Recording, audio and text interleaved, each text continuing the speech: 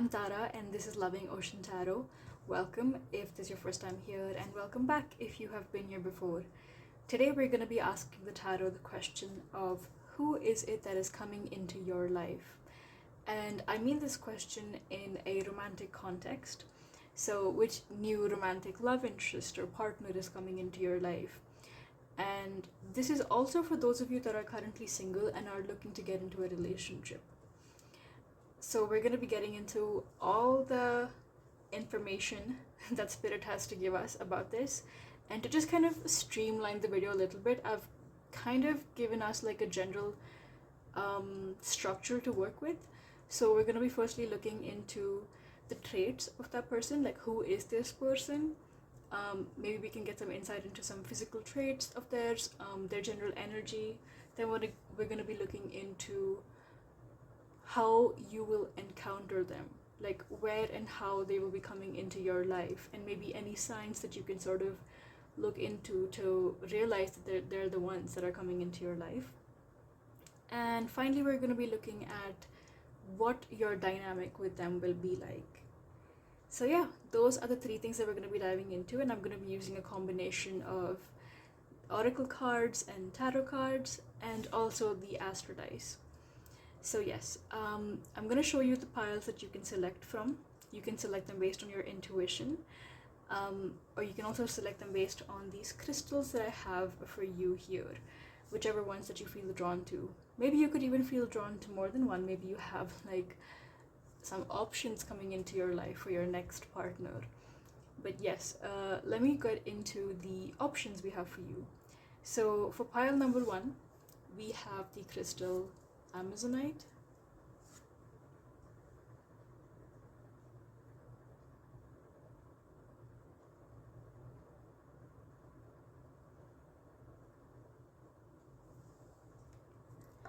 For pile number 2, we have smoky quartz.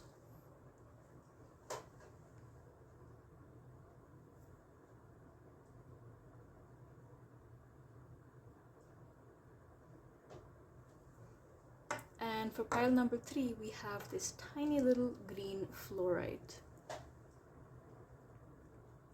Can you see that?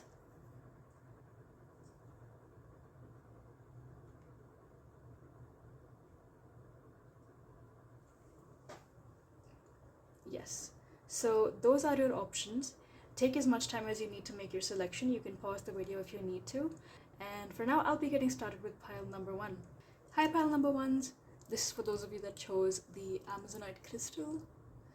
I'm gonna put that there, or maybe over there. Yeah, that seems cute.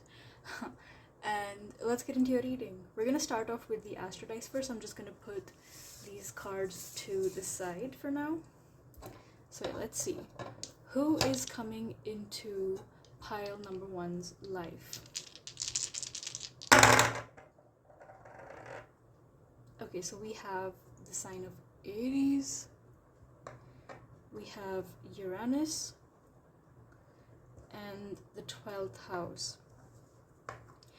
So automatically, like what I'm sort of seeing right now is this kind of not contradictory, but rather like a balanced energy that we have between Aries here and the 12th house, because the 12th house is associated with the sign of Pisces.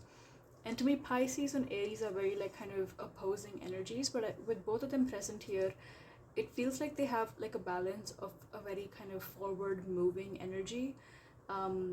Like they could be very active in their lives and very kind of straightforward and determined when it comes to getting exactly what they want out of their lives. But with the 12th house, they could also be really focused on the more emotional side of things. Like they could be very in touch with their emotions, they could be in touch with their intuitive and spiritual side, and they could be really kind of, I'm kind of getting this image of somebody who like goes out for work and they're like super practical and straightforward and determined, and just they have this like fiery energy, like going straight into the things that they want to deal with. And then they come back home and they're more like kind of flowy, they're more how do I say this, like they're just like really tuned into who they are, and they're almost like kind of dreamy, and like they find a lot of just a lot of their authentic self through their dreamy side. I'm not saying that the side that they kind of showcase to the outside world isn't authentic to them, because I feel like with this Aries it is authentic to them. It's like a part of who they are. But like personally, like on a personal sense, like when you get close to them, they feel more comfortable kind of showcasing this more dreamy side to them.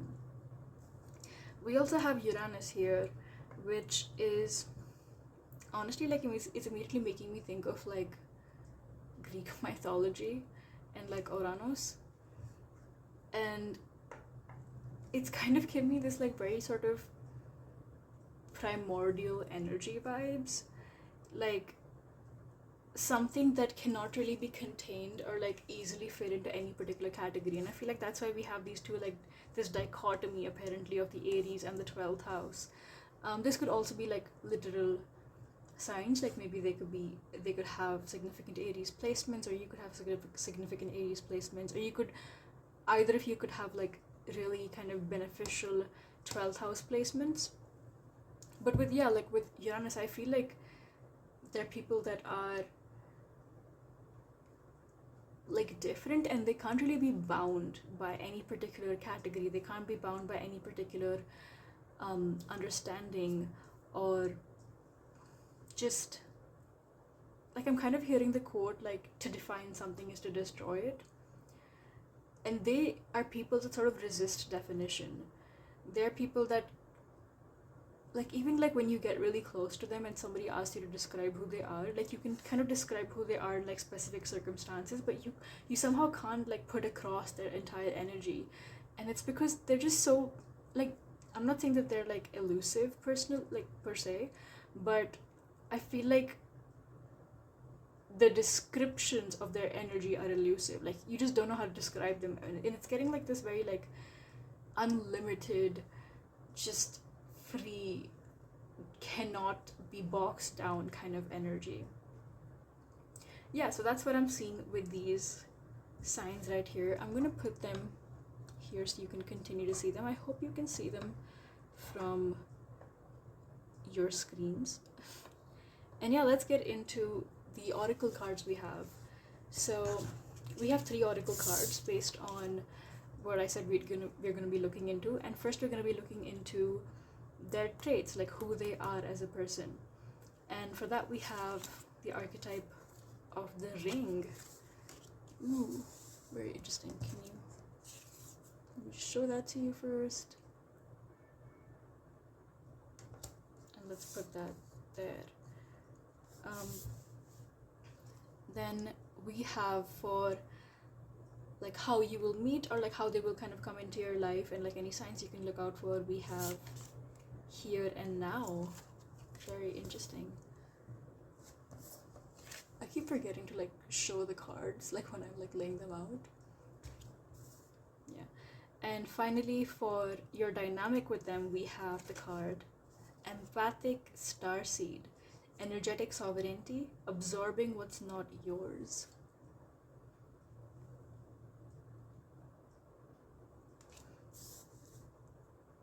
Before I start reading these cards, I do want to like shuffle the tarot as well and like get all the cards out before we start reading. But like actually, you know what? I changed my mind. I want to talk about this here and now card right here, because like I feel like it's literally calling to me, and it's saying that read me here and now.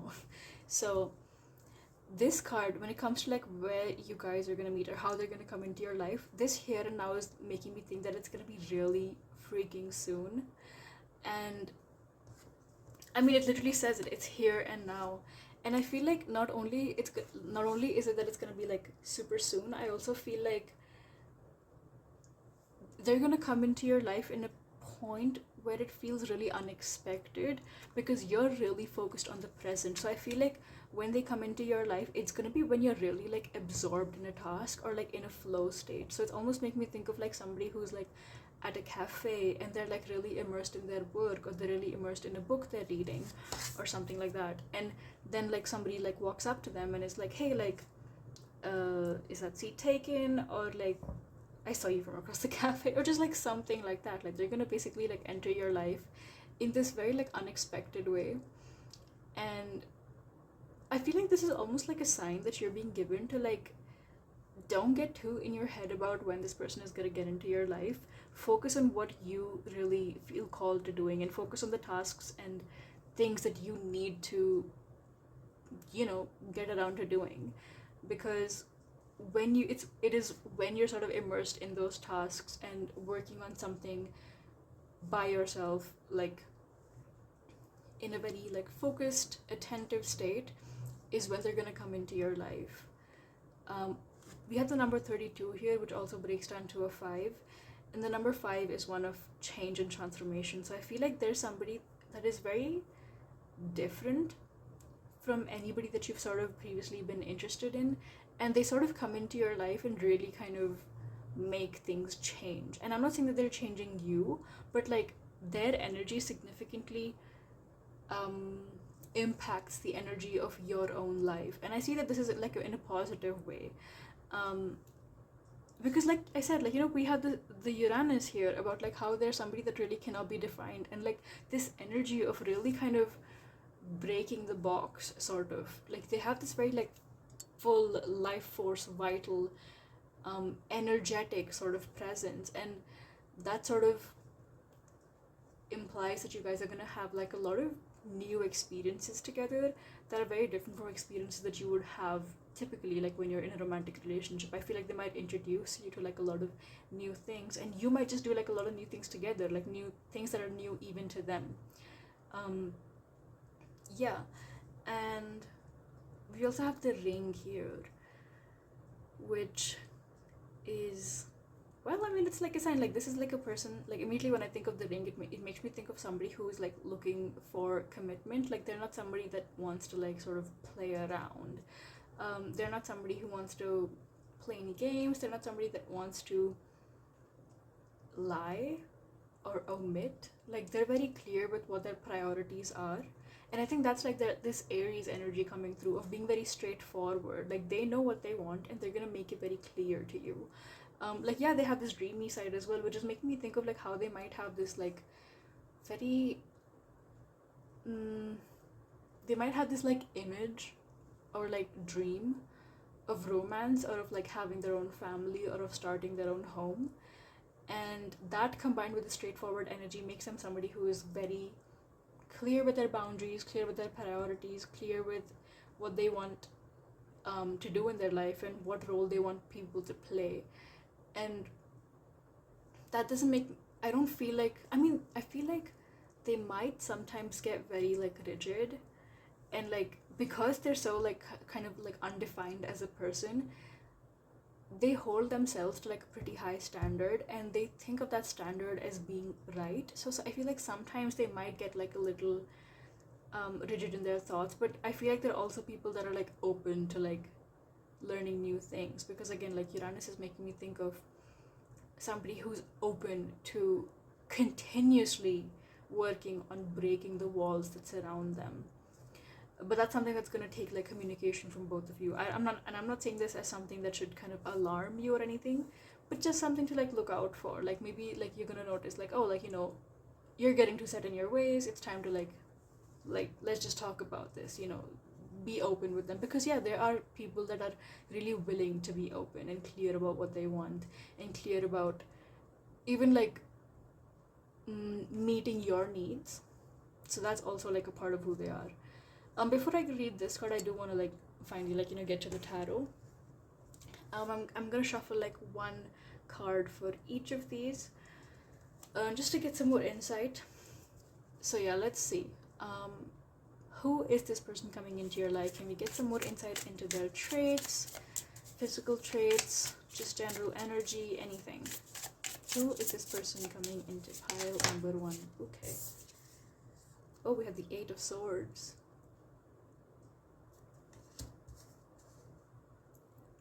Okay. How will you two be meeting? Like how are they gonna kind of enter your life?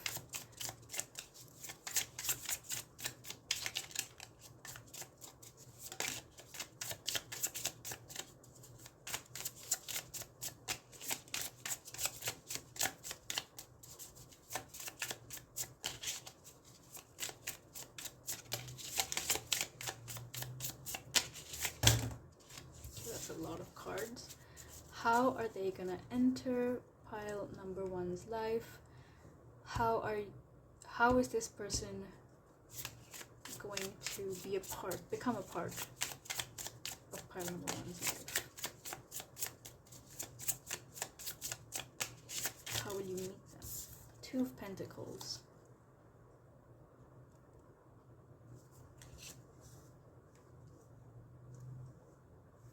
And then finally, what is your dynamic with this person? What will your dynamic be like? We have the Page of Cups. Okay, this is like making a lot of sense. So yeah, let's get into it. So I know that like some of you might look at this Eight of Swords and be like a little scared, because the Eight of Swords is typically like one of the, you could say, a card that's more related to the shadow in the tarot, so it can be like a little scary to some people.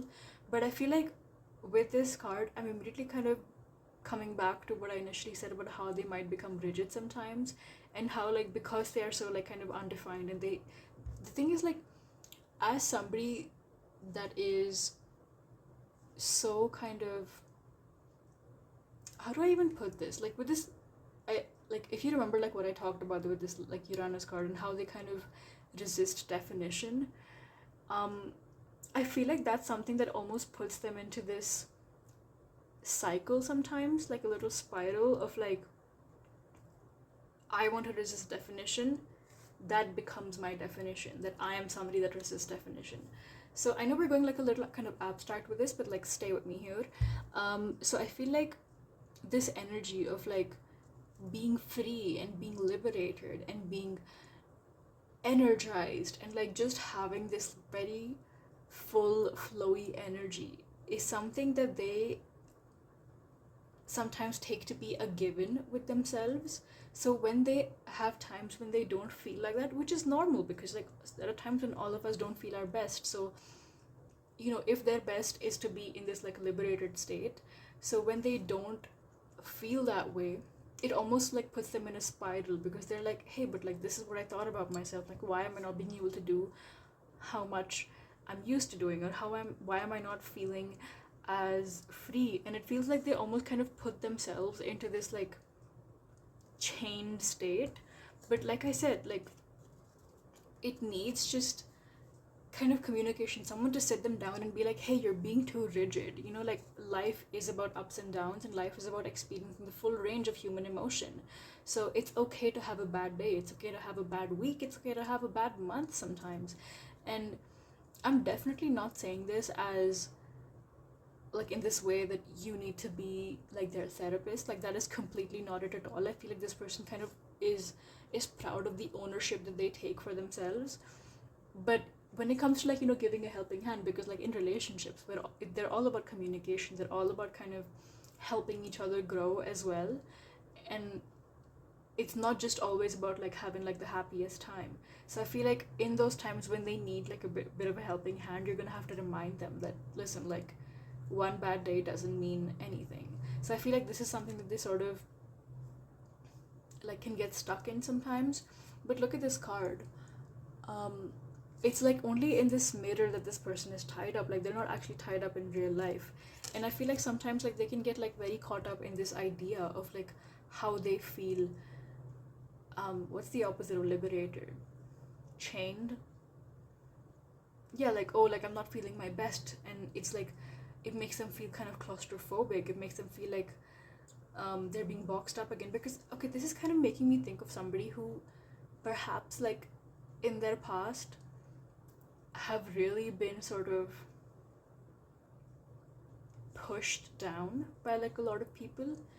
And like maybe it could be like teachers, maybe it could be family members, or just previous relationships, like they felt really like bogged down, and I feel like that's why they take so much pride and joy in the fact that they feel liberated right now, because it's something that they had to fight for. Like they know the value of feeling free, of feeling uninhibited, and that's why like this kind of hits them so hard, because it makes them feel like they're kind of re-entering that space of feeling small and feeling boxed in again, and they don't want that.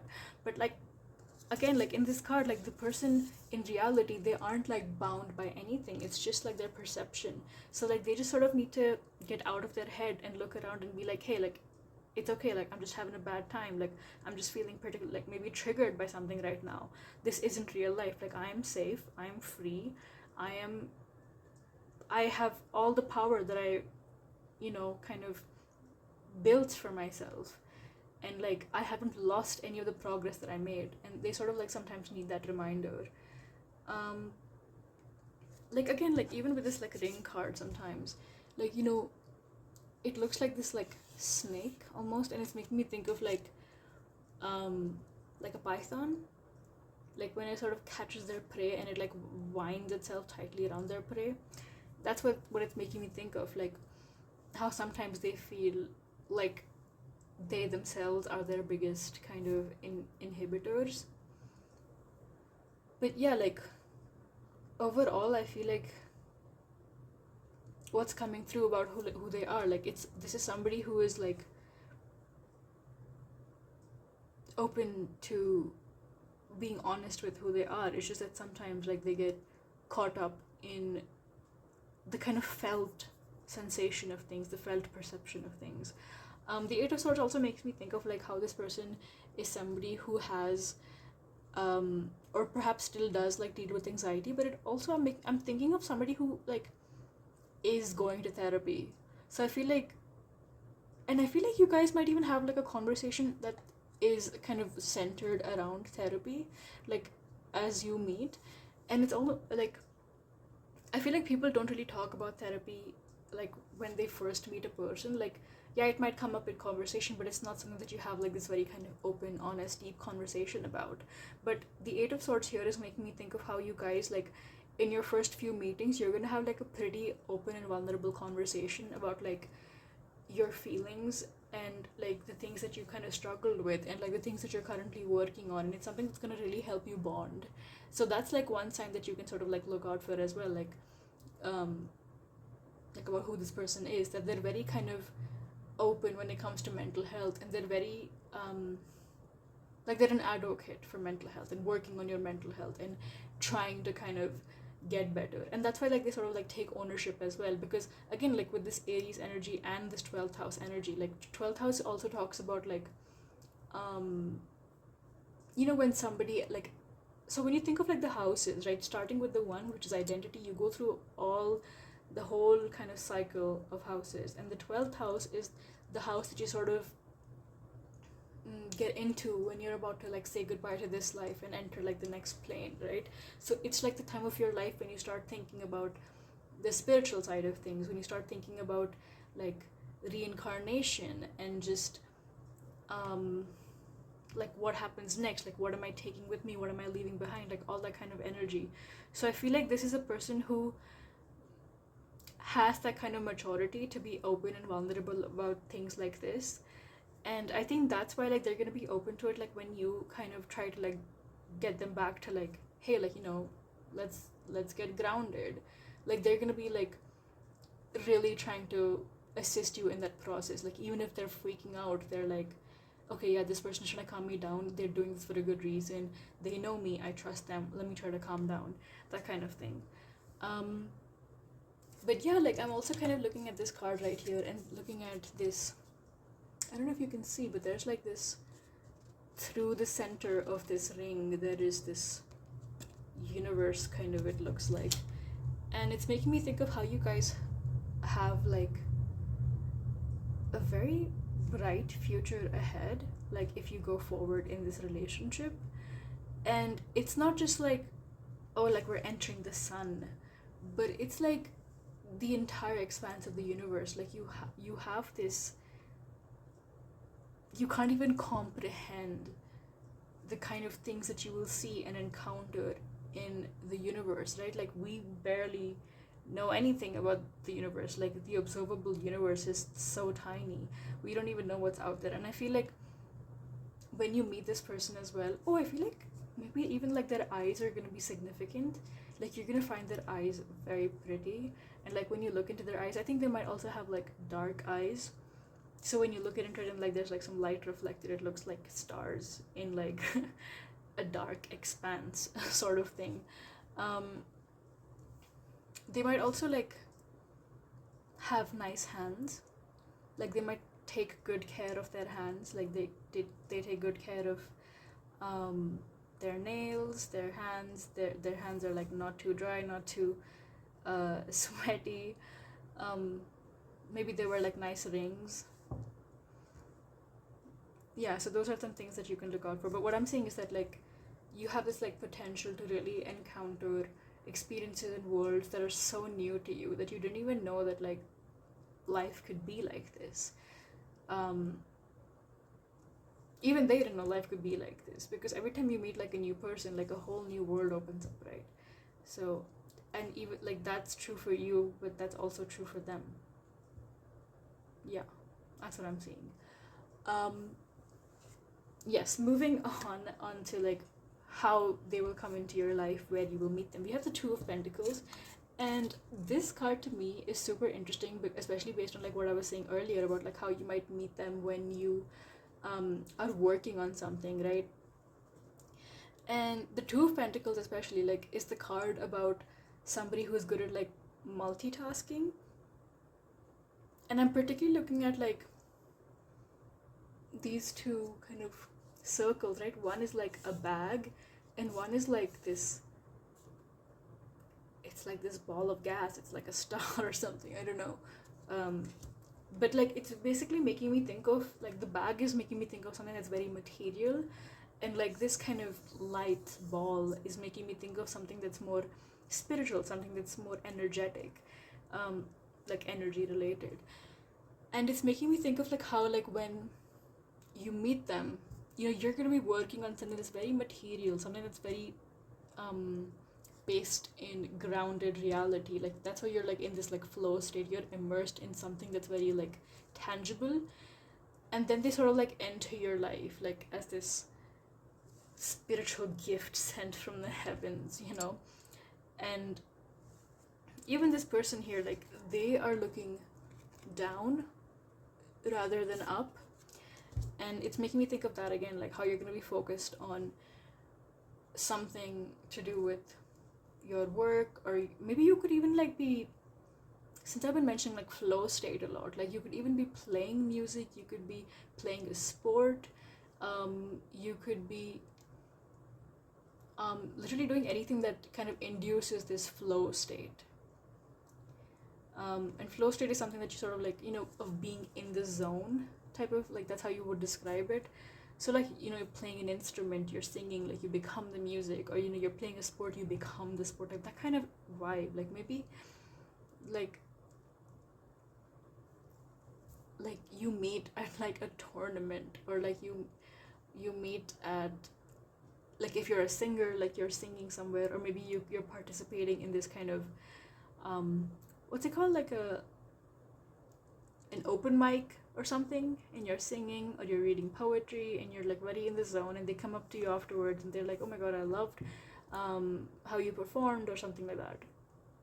But yeah, basically like, and all, like it's gonna be something based on when you feel like super present in what you're doing, and it's also something that you're doing to kind of build yourself up as a person. So, you know, you could be participating in an open mic because it's something that you've always wanted to do, or because it's something you already do, and it's like something you gain like a lot of pleasure and just good feeling from. It makes you feel more confident, all those kinds of things. And yeah, Here and Now is literally also making me think of like how they're coming into your life very soon. Like the doors are open here. It's not even like they have to come and knock. Like it's they're just kind of being deposited into your life very soon. Yeah.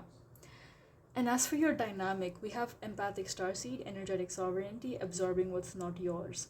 And I feel like it's so interesting because we have two kind of mirror imageries here. We have the mirror here and we have a mirror here. And that's making me think of, again, like how there might be times, you know, when they sort of feel low, about how, like, because you sort of really feel for them and care for them, like it can be easy for you to feel like super absorbed into their struggles.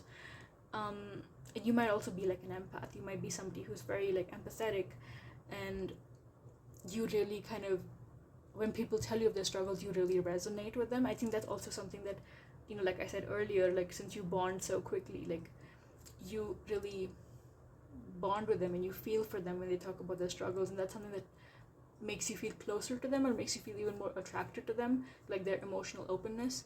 But it's also something that you kind of need to be like a little careful of, like, you know, that you don't get sucked into their struggles.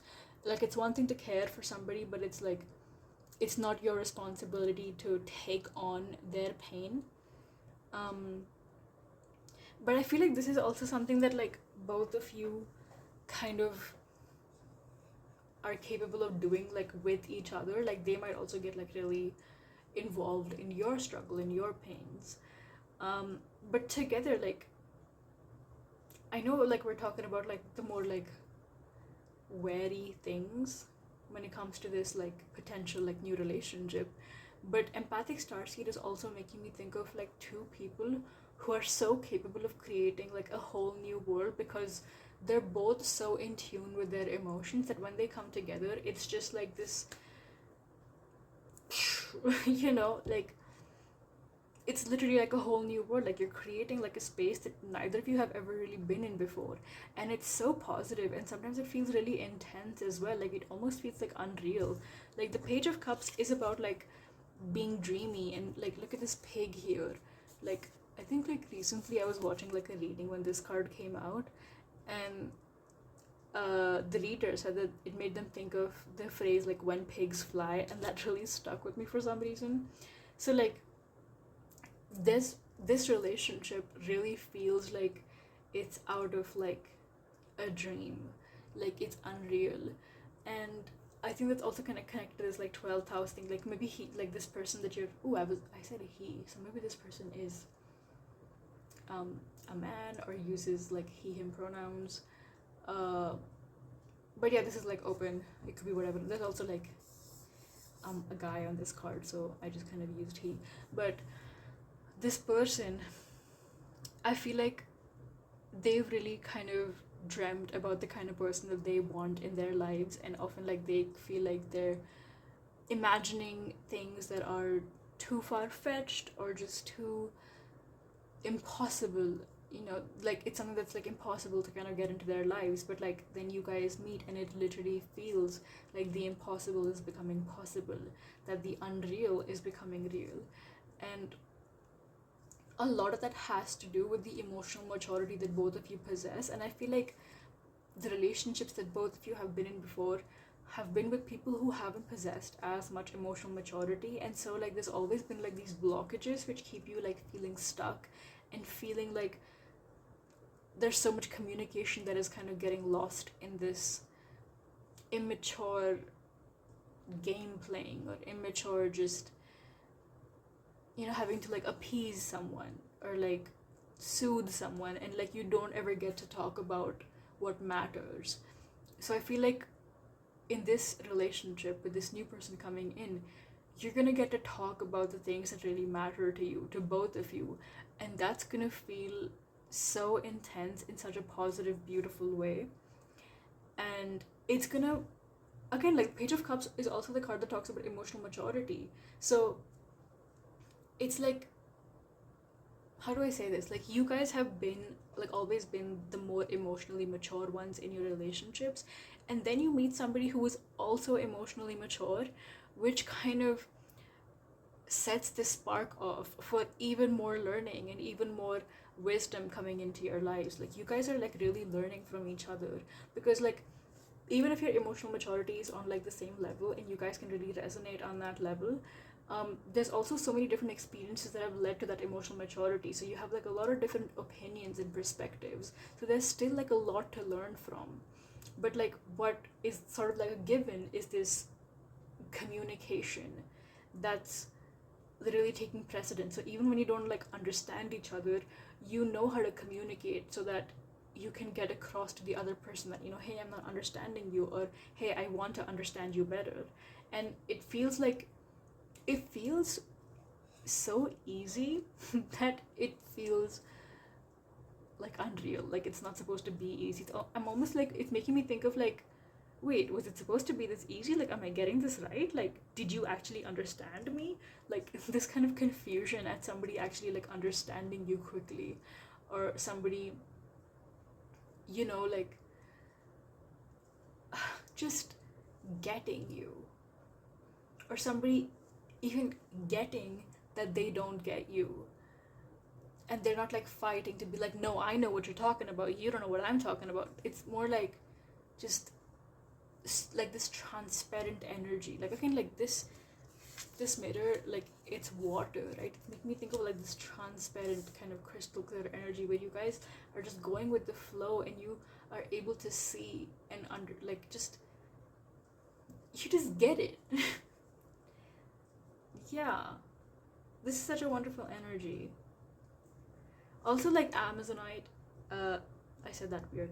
Amazonite, this crystal, it has to do with authenticity and feeling really authentic while in connection with other people. So I feel like you guys are finally gonna get to be really authentic with each other, and it's something that you both have perhaps always longed for. I think that's why this person sort of gets these moments where they feel really contained, because it's like the past memory of feeling contained triggers them, but now over time they realize that, hey, like, I don't need to be so kind of hung up on the past, because right now, like, I feel so in tune with myself, because this person accepts my authenticity, and like they accept your authenticity as well. And that's why I feel like with this here and now card, like both of you are able to really like focus on the present with each other. Like, there's so many moments when I feel like you guys are gonna, like, maybe some of you, like one of you goes into like this, you know, when we just sort of like disappear into our own minds, but like you guys will have this like really good tendency of just bringing the other person back to planet Earth and being like, hey, this is where we are. And it's gonna be so refreshing. And I feel like you guys are gonna be able to participate in life with so much more joy and freedom and just positive anticipation, because you won't be retreating into your minds as much, because there isn't anything to retreat for. Like, you don't have to like escape anymore into your mind. I'm not saying that this is gonna be like, oh my god, wow, it's gonna be perfect, but it's gonna be so much better than anything you've ever experienced. And I really like this for you. I love this. Yeah, I think this is where I'm gonna wait. One more thing. With this Two of Pentacles as well, I feel like both of you will like really work well together, with like balancing each other's energies as well. So like, if one of you is kind of in their like really like kind of material era, like the other one balances out with like a fair dose of like spirituality and intuition and emotion, and like vice versa. Like, if somebody's like really in their emotions, like you're able to kind of tell them, like, I'm kind of getting this image of like somebody, like, you know, when like sometimes like we kind of misread our needs. So like, suppose we're feeling like exhausted, right? And like we're like, oh, like, why am I feeling so exhausted? I think I need to rest. I think I need to like retreat from the outside world. I need to just be in my room all day long. And then this person, they're gonna come into your room and be like, no, we're gonna go for a walk, or we're gonna go for like a run, we're gonna go to the gym, we're gonna do something outdoors. And you come back and you feel so much more energized, and it's because you were feeling exhausted of like your body not moving, you know? Like, maybe you guys start dancing and that like makes you feel so much better. Or like somebody being like, oh, I just need to push myself harder, I need to like work harder, I need to lift heavier weights, or I need to run faster. And then the other person is just like, no, I forbid you to go out into the world for 2 days, you sit here and you sleep. I mean, obviously it's not going to be like, I forbid you, but you know, it's like this more playful energy of like, no, sit down, you need rest. So you guys like balance each other out very well, and I feel like both of you will sort of do this to each other with both kind of aspects. So yeah, overall I feel like this has the potential of being like a really healthy relationship, as long as you both kind of really prioritize open communication and being really honest, and like be very aware of when you're sort of falling into patterns that don't need expression in this relationship. Like maybe your past relationships needed you to exhibit a certain type of behavior in order to feel safe, but right now it's kind of telling you that, hey, right now, here and now, you are safe. So you don't need to fall into patterns, you don't need to fall into games yourself. Be honest, be clear, set your boundaries, set your like kind of your empathic boundaries as well. This might take like some time to like figure out, but you guys are gonna get there. Like you guys have this like very kind of strong potential to, you know, have like a really healthy relationship. So yeah, that is what I'm seeing for you guys, pile 1. Thank you so much for watching, and thank you so much for letting me read for you. If you like the reading, leave me a like and comment down below what you think. I would love to hear your thoughts, and subscribe if you'd like to see more videos from me, because I'm loving making them for you guys in this little corner of the internet. And yeah, thanks again, and I'll see you in my next one. Bye! Hi, pile number 2. This is for those of you that chose this smoky quartz crystal. I'm gonna put that there, and let's get into your reading. We're gonna be starting off with the Astro Dice, just so we can see if there's any significant placements or just energies that we need to know. So yes, tell us about the person coming into pile number 2's life. That was super loud. We have the number 7 for the 7th house. We have Scorpio. And then we have Saturn. Ooh, very interesting energies. First off, immediately I'm sort of drawn to like the 7th house here, because the 7th house is the house of partnership, and I feel like this just is such a like fortunate thing to come out, because it seems like this is a person who's sort of like really open to connection, and really kind of prioritizes connection in their lives as well, but in this like kind of like very balanced way. We also have Scorpio, which is making me think of somebody who really prioritizes like kind of, yeah, like it's making me think of death and rebirth, to be honest, like somebody who's like really open to like transforming in their lives like over and over. And because the Scorpio is also associated with the 8th house, and 8th house is the house of like rebirth and transformation, and like Scorpio is also sort of associated with like a little bit of like mystery. So I feel like, how do I say this? Okay, let me just like kind of combine like these things so that we can kind of get like a larger picture here, right? So with Saturn, like Saturn makes me think of somebody who's like really willing to put like work into themselves, and with that combined with mystery makes me think of how this is a person that goes through like a lot of like transformations in their life, because they're always sort of striving to be like the best version of themselves.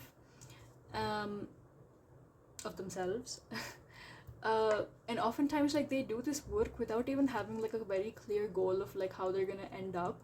They just know that they're going to be better than before, and it's kind of like a strange energy, because how can you sort of like work towards something if you don't know what you're working towards? So that makes me think of how this person has like a very strong kind of compass that guides them from within, where they don't even know like where they're gonna go. Like they're very like kind of taking things step by step. Like they trust that when they move in a direction that feels right to them, that the right answers, the right rewards will immediately sort of follow. So this is making me think of somebody who's just,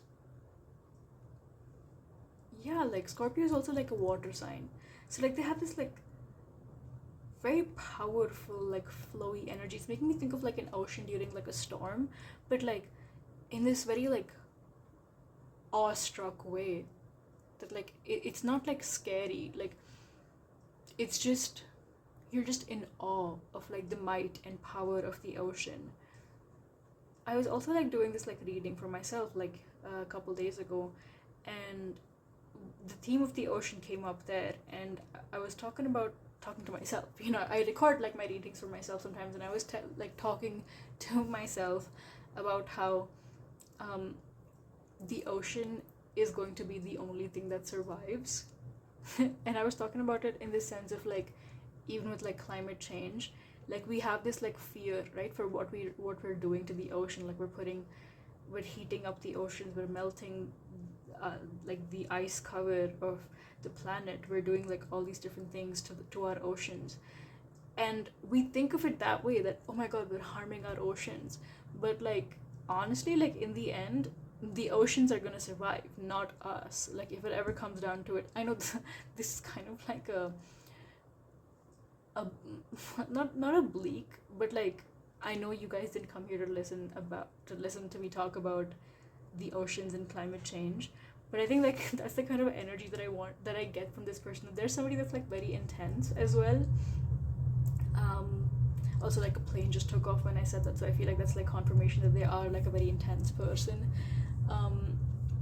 And there people, and there's a, yeah, exactly, like the ocean, like it'll keep sort of transforming to fit the circumstances. So while humans are on Earth, the ocean will take a certain form. Like yeah, like the ocean's gonna like heat up and melt the ice caps, but at the end of the day, like it's us that's going to be affected, not the ocean. The ocean will get its time to like renew itself and go back to its original form. So the ocean will survive and will transform. So I feel like this is the kind of person that really adapts to their circumstances and knows how to like go with the flow. Like yeah, like they might have to do tough things, but they're gonna be okay. And I think they trust that the universe will sort of show up for them, and they trust themselves most of all to show up for themselves.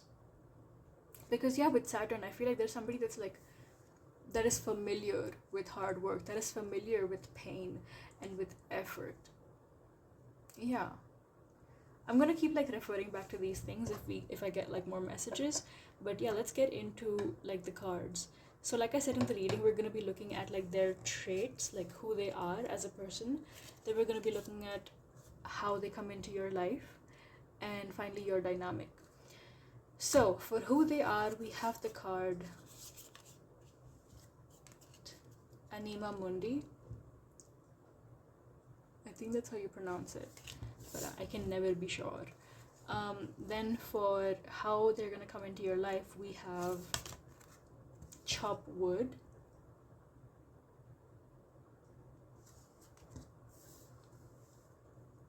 And then finally, for your dynamic with them, we have Loosen Your Grip, Coping Mechanisms, Density, Addiction, and Let God In. Okay, so I'm kind of already seeing like how everything that we've seen here sort of connects to like what we're talking about right now. And before I go into the tarot, I do want to take a moment to like talk about some of these cards right here. So let's start with Anima Mundi, because Anima Mundi is the last card in the Archetypes deck, this deck. And to me, like that's very significant, because the final card in any deck signifies the energy that you're leaving the deck with, that the author of the deck is leaving you with. It's sort of like the world card energy. This is what everything has culminated towards. And Anima Mundi in particular is somebody who is really sort of has achieved a sense of harmony with all their surroundings. And I feel like that ties into what we said about the ocean as well, about how like the ocean will be the only thing that survives. And like I'm kind of saying that in this like very intense way, but it's just like how like they're gonna be getting through the circumstances that are thrown in their direction, and they know how to live with utmost harmony with their surroundings, because they've really put in that work to understand and be in harmony with their surroundings. Like, so it's like the reason you see them sort of like achieving a certain result is because they've worked towards that result. And it's not that they've like worked towards achieving this particular thing, but like I feel like, how do I say this, like I feel like this is a person that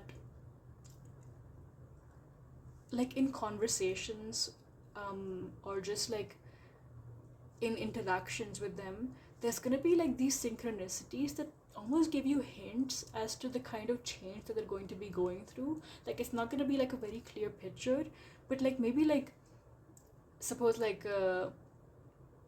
one day you hear them talking about like how they watched like a video, and it was like super unexpected of them because they never usually watch videos like that, and it was a video about somebody doing like a guitar riff and it sounded super cool to them, and they're not even into like guitars or music, but they really liked it. And then 4 months later they have a guitar and they're playing that well. So like that's obviously like a very kind of rudimentary and very like kind of tangible example of like how their growth is gonna go. But I feel like even in terms of like more just like general growth, like maybe they're gonna talk about how they want to learn how they want to read like a book on philosophy, or how they want to travel to a certain place, or how they want to get in touch with a certain part of their shadow, or how they want to um, just like literally anything, like anything under the sun that they eventually end up doing. When you look back from that point where they've already achieved it, you're going to see the signs that lead up to it. And it's almost like they really like know how to pick up on the signs that the universe gives to them, and they do it without even noticing. Like it comes so naturally. That's why like their harmony with the world is not even something that they're actively striving towards. It's something that literally just happens because they've just worked towards being in a state where they're open to their surroundings and they're open to their environment, and they're open to learning new things. Does that make sense? I feel like I wasn't able to like completely put that across very well, but I hope you get what I'm talking about. Um, yeah, like look at this, like this card, you have this like person like meditating in the center, and then you have literally like all these elements around them. You have like all the symbols, you have planets, you have um images, like, and it's like everything sort of floating around them. Like they live in a constant set of synchronicities. So I feel like this is also a person that has like a lot of synchronicities in their life. Like they always see like certain like sequences of numbers, or um like suddenly like if they one day like watch like a documentary of like penguins, and they're like, oh, I love how penguins do this interesting thing, and then like over the next month you see like penguins literally everywhere you go, and like they're always pointing it out, and maybe you're at a bus stop and they're like, hey, look, a penguin sticker. It's like they're really like, at some I feel like I'm hearing that it's gonna literally like annoy you at times, but like in this like playful way. Like like you're gonna be almost like wary of it, like when you go out and you're like, oh my god, like where's the penguin gonna pop up now? And then when they point it out to you, you're like, oh, like of course there's a penguin. That's kind of like what I'm seeing about like the kind of person that they are. I feel like they're like, for as like, despite how intense they are, they're also very playful, and they all like they have this like childlike energy come through at moments, which to you is like so new and refreshing, because like typically like, like if somebody who's like really serious and they're like really into like the work that they're doing, or they're really into learning something new, and then they go out and they're like, oh my god, look, a penguin sticker, and it's like they become like a 6-year-old again, and they're like just really excited about it. So yeah, like it's this very kind of cute playful energy that I'm kind of gathering. Yeah, and it's so interesting that I'm getting like a playful energy from this, despite like we have like Scorpio, which is like this mysterious intense energy. We have Saturn, we have the 7th house, which is about like relationships and partnerships and balance, but like that none of them like kind of point towards like a playfulness. But I really kind of, I feel like I'm picking up on this playfulness because of like just how much harmony they have like with their surroundings. Like they're just so open that it's like a child's curiosity, like a child looks everywhere with wide open eyes because there's always new things for them to see. And that's the vibe of this person. Yeah. um Whew, I'm so out of breath. With chopped wood, when it comes to like how this person might come into your life, it makes me think of how you're gonna be like working, like working really hard towards something, like when you encounter them. And like this number 42 right here, it breaks down to like a 6, and to me, like right now, like when I think of the six, like the number 6, it's making me think of the 6th house, which is the house of health and service. So I feel like you could be sort of doing like some sort of community service, or like just helping somebody else out when you meet this person. Like it could be something like maybe like you're helping a friend move into like a new apartment with their partner, and their partner has like another friend, and it's this person. Or you could be just working somewhere, like doing like a food drive, or just teaching, or just something where you're working really hard for other people, and that's where you're sort of going to meet them. And I don't necessarily know if like they're also, we have a lot of planes taking off, which is, and they're all really loud today. Like we have like a lot of planes taking off in general, but they're never like this loud. I feel like that's just like a sign that this person, again, like is really intense. Like everything is sort of like dialed to like a high with this person. But yeah, like I was saying, like I feel like it's not even that they're like also doing the same work that you're doing, but somehow you just kind of encounter them in this situation. I mean, they could also be like helping out, but I feel like that's not necessarily the case. Like maybe you're doing like a beach cleanup, and they're just one of the people passing by, and then like a gust of wind blows away something from your reach, and they pick it up and put it in your bag or something, and you sort of get talking from there. Like that's what I'm sort of thinking, like some kind of like service involved like in your part, and you sort of meet them then in your, yeah, you're like very like hard at work. I'm also seeing that like this space looks like this old medieval castle sort of thing, like these old doors and this archway, and it's making me think of how you could also meet them in this like in like old places, like in museums, or in like tourist spots also could be something.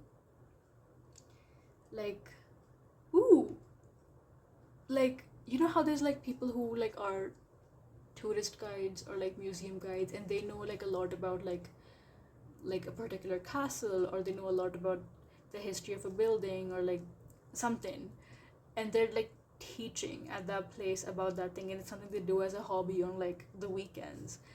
I feel like you could also sort of meet them in that kind of situation. Yeah. Whew. Okay, before I get into like this card, I do want to like just take out like all the tarot cards, so we just have like all the information to work with, and then I'll like finish the reading based on those. So yeah, let's get into it.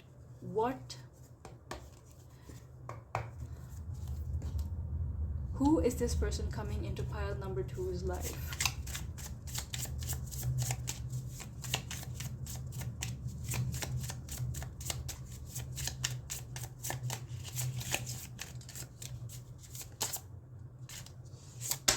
Ooh. We have the Tower.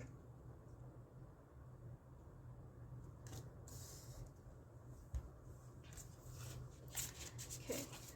When or how are they going to come into your life? Ooh, we have the Lovers. And finally, what is your dynamic with this person? Okay, that just really jumped out. We have the Ten of Swords. This is really interesting because like we have like 2 scary cards, like cards that usually like scare people when it comes to the tarot. Just saying out right now, you don't need to be scared. We're gonna figure everything out together. But pile number 1 also had scary cards, and some things are sort of similar. So if you feel like drawn to pile number 1, maybe there's a message for you in there as well. But yeah, let's get into it. So with this Tower card, I'm again like just like, I feel like this is literally exactly what I talked about earlier, about like how this person is somebody that goes through like a lot of deaths and rebirths and a lot of transformations, and like they are so willing to like kind of break down their foundations to start building up again the minute they feel like something's off, or that they feel like they're landing on shaky footing, like when they jump. um yeah, like there's somebody that's like they really prioritize like being the best version of themselves, or being the most authentic version of themselves, because they also want to, like, more so than just this kind of personal goal, like, oh, I want to be the best person for myself. They also want to be the best person to show up, like, for the world. Like, they want to be their best self in a way that also benefits the collective. And I feel like if it takes like constantly sort of rebuilding themselves from scratch to do it, like, they're gonna do it. Like, I think this is a person who's like really open to changing their minds, that this is somebody who's like really open to being told that they're wrong about something. But like it's also like within reason. Like, they have to sort of kind of see your logic and see that you're sort of making sense to them for them to really like believe it. But it doesn't like take a lot. Like, they're really open to like other people's perspectives. So if somebody like if you like feel a certain way around them, they're gonna really kind of take that into consideration and be like, yeah, like, I want to do something to change this. I want to be the best version, not just for myself but for the both of us. This is somebody who's also sort of like gone through like a lot in their life, and instead of becoming somebody that shies away from like transformation and change, there's somebody that really embraced that part of themselves and embraced the fact that this is something that they're just gonna have to do in their life. And they just got like, I'm almost feeling like they have this very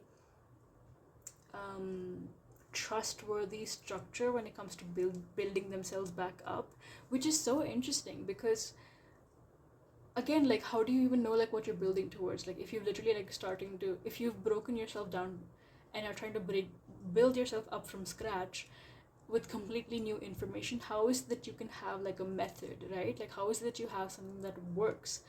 And it's because they have this like sort of inner guide, like this inner compass, and it's like a very bare bones fundamental compass. So it's not like they're like, oh, I have to go through step 1, step 2, step 3.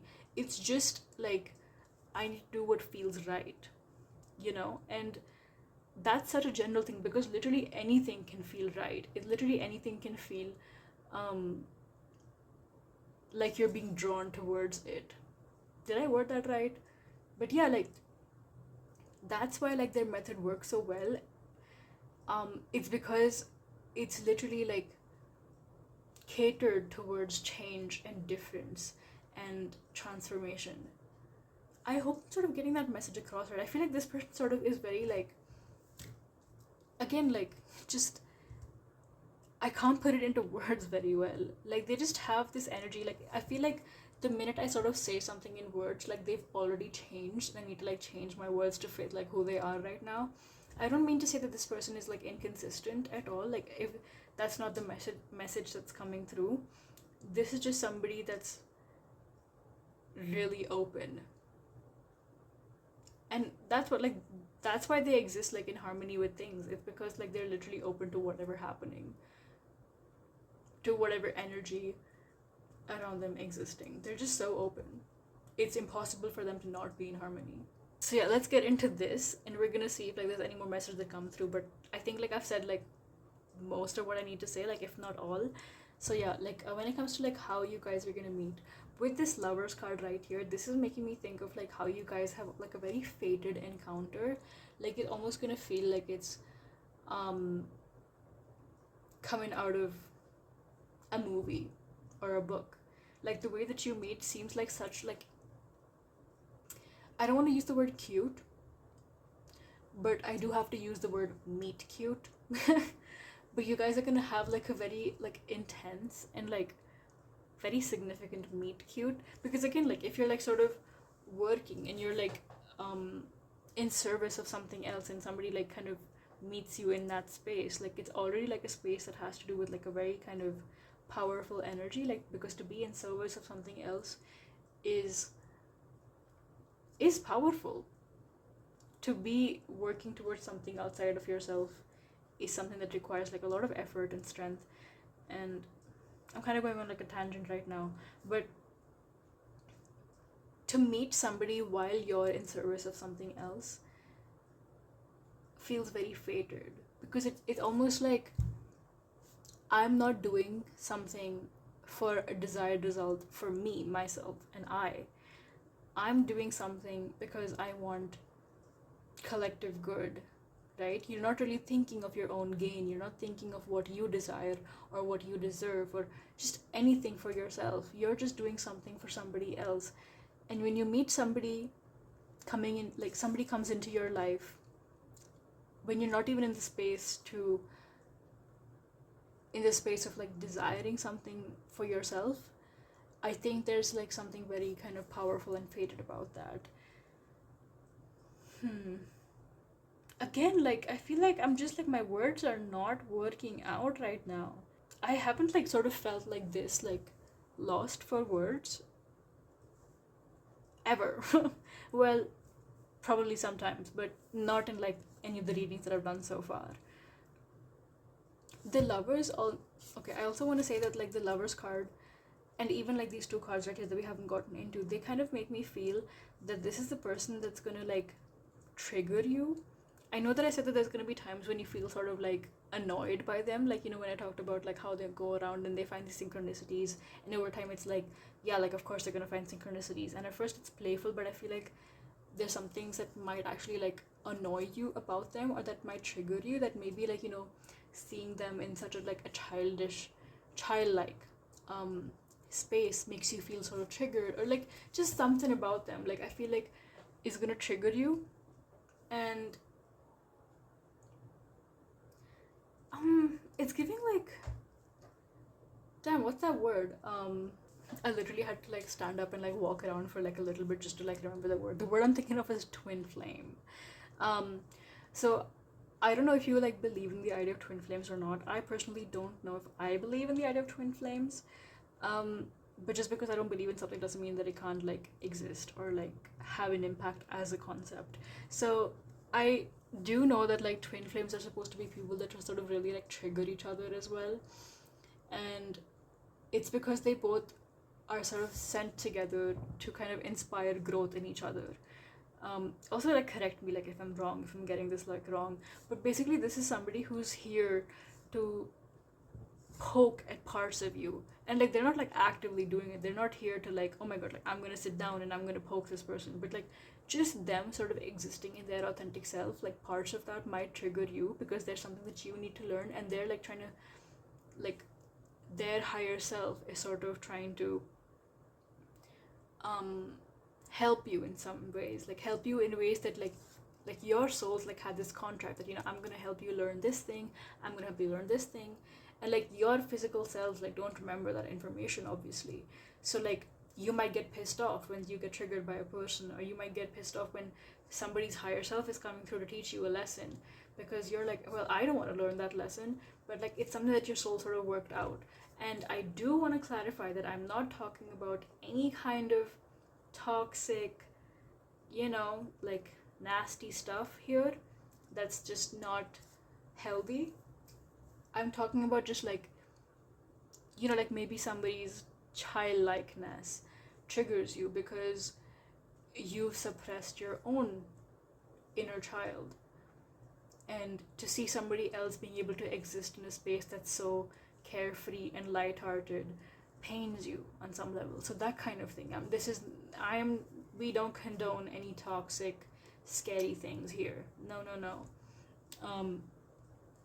But yeah, let's get into it, because like like I said, like it's these two cards that also contributed to me feeling like you might get triggered by them. So yeah, again, like with loosen your grip, like coping mechanisms, density, addiction, let God in, and the Ten of Swords to sort of give more information to that. It's making me think of like, again, like coping mechanisms, like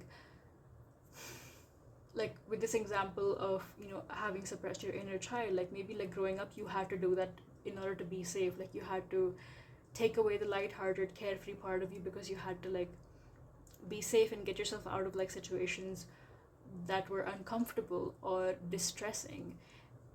But now like you're older and you're safer, and now it's safer for your inner child to also find their expression. And so that coping mechanism of shutting down like a lighthearted, carefree side of you, that can strip itself away. Like it's time for that sort of to kind of fall away. And that's the thing, like loosen your grip. Like you don't need to have this like super tight hold on anything anymore. So your dynamic with this person is going to be one where you really sort of like help each other learn like a lot of things, and it's gonna come with its like teething problems, because any transformation is usually preceded by like a period of feeling really like lost or confused or dissatisfied or uncomfortable, and that is what sort of prods you to go out of your comfort zone.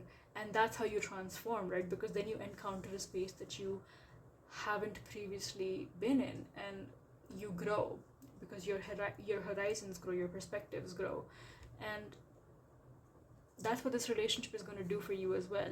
So in the beginning it's going to be uncomfortable, but over time you're going to see like just how much it helps you as well, how this person helps you grow and how you help them grow as well. I do feel like this is a person, like because they're like so like in harmony with their sort of surroundings, they've like put in like a significant amount of work into themselves. So you might find that in the beginning it's usually you, the one that's getting like annoyed or pissed off or like uncomfortable, and that might also sort of make you feel like bad. Like you might think that like, well, like why am I the one like that's always feeling bad, like what's going on? And I feel like you don't need to sort of blame yourself in that way, or like kind of put yourself down for feeling bad. You just need to like loosen your grip. Like it's okay, like you feel bad, like it's temporary, like you're gonna grow, like you're somebody that has this potential for growth. Like you are also somebody that, like I said, like with this chopped wood, like we saw you like, you know, doing service for other people in like whatever capacity, and that is also the work of somebody who is already like really strong. So I feel like you don't need to get caught up in this idea of how this person is maybe better than you, or just how they're more advanced than you. Like don't let that sort of hold you back, or like make you feel like you don't have your own significant and important worth in this relationship. With the Ten of Swords, like usually the Ten of Swords in the traditional tarot, it's somebody who literally has like 10 swords like in their back. And that's why I really like the imagery on this particular card, because this is the person that's standing up. Oh, also I think like it looks like they're like on a beach. So that beach walk thing, I mean like beach cleanup thing, might just be like a sign or a confirmation. But yeah, like they're standing up and they're watching these like crows fly away. In this deck also, like the swords are replaced with crows. So it's like there is this immense potential for you to walk away from that which is no longer serving you. Like you had your moment where you were in pain and you were super exhausted and mentally just done with things, but that isn't the end for you at all. In fact, it's the sign of like a new beginning, and you're gonna watch like all that pain sort of fly away, and you're gonna wake up to this new dawn, this feeling of just empowerment. Also, I'm being drawn to the fact that this person is wearing a yellow dress, and yellow is the color of the sacral chakra, which is like the not the sacral chakra, sorry, the solar plexus chakra. I knew I said that wrong, but yeah, the solar plexus chakra. And when it comes to like the affirmations that are associated with the chakras, the solar plexus chakra is associated with the words I am, and that makes me feel like you have this immense potential to feel really emotionally fulfilled in who you are, and to feel so empowered, and like you're discovering yourself and discovering parts of yourself that you had lost to time or to negative situations. With like this let God in as well, like that's making me think again like of like this card right here. And when I talked about like food drive, and like how like I think like there's also like a lot of like religious like organizations and places, they do like a lot of charity work.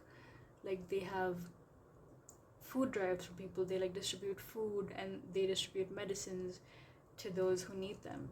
So I feel like you might also sort of meet them through like a religious space if you are religious, or even if you're just like you're doing your charity work via a religious space.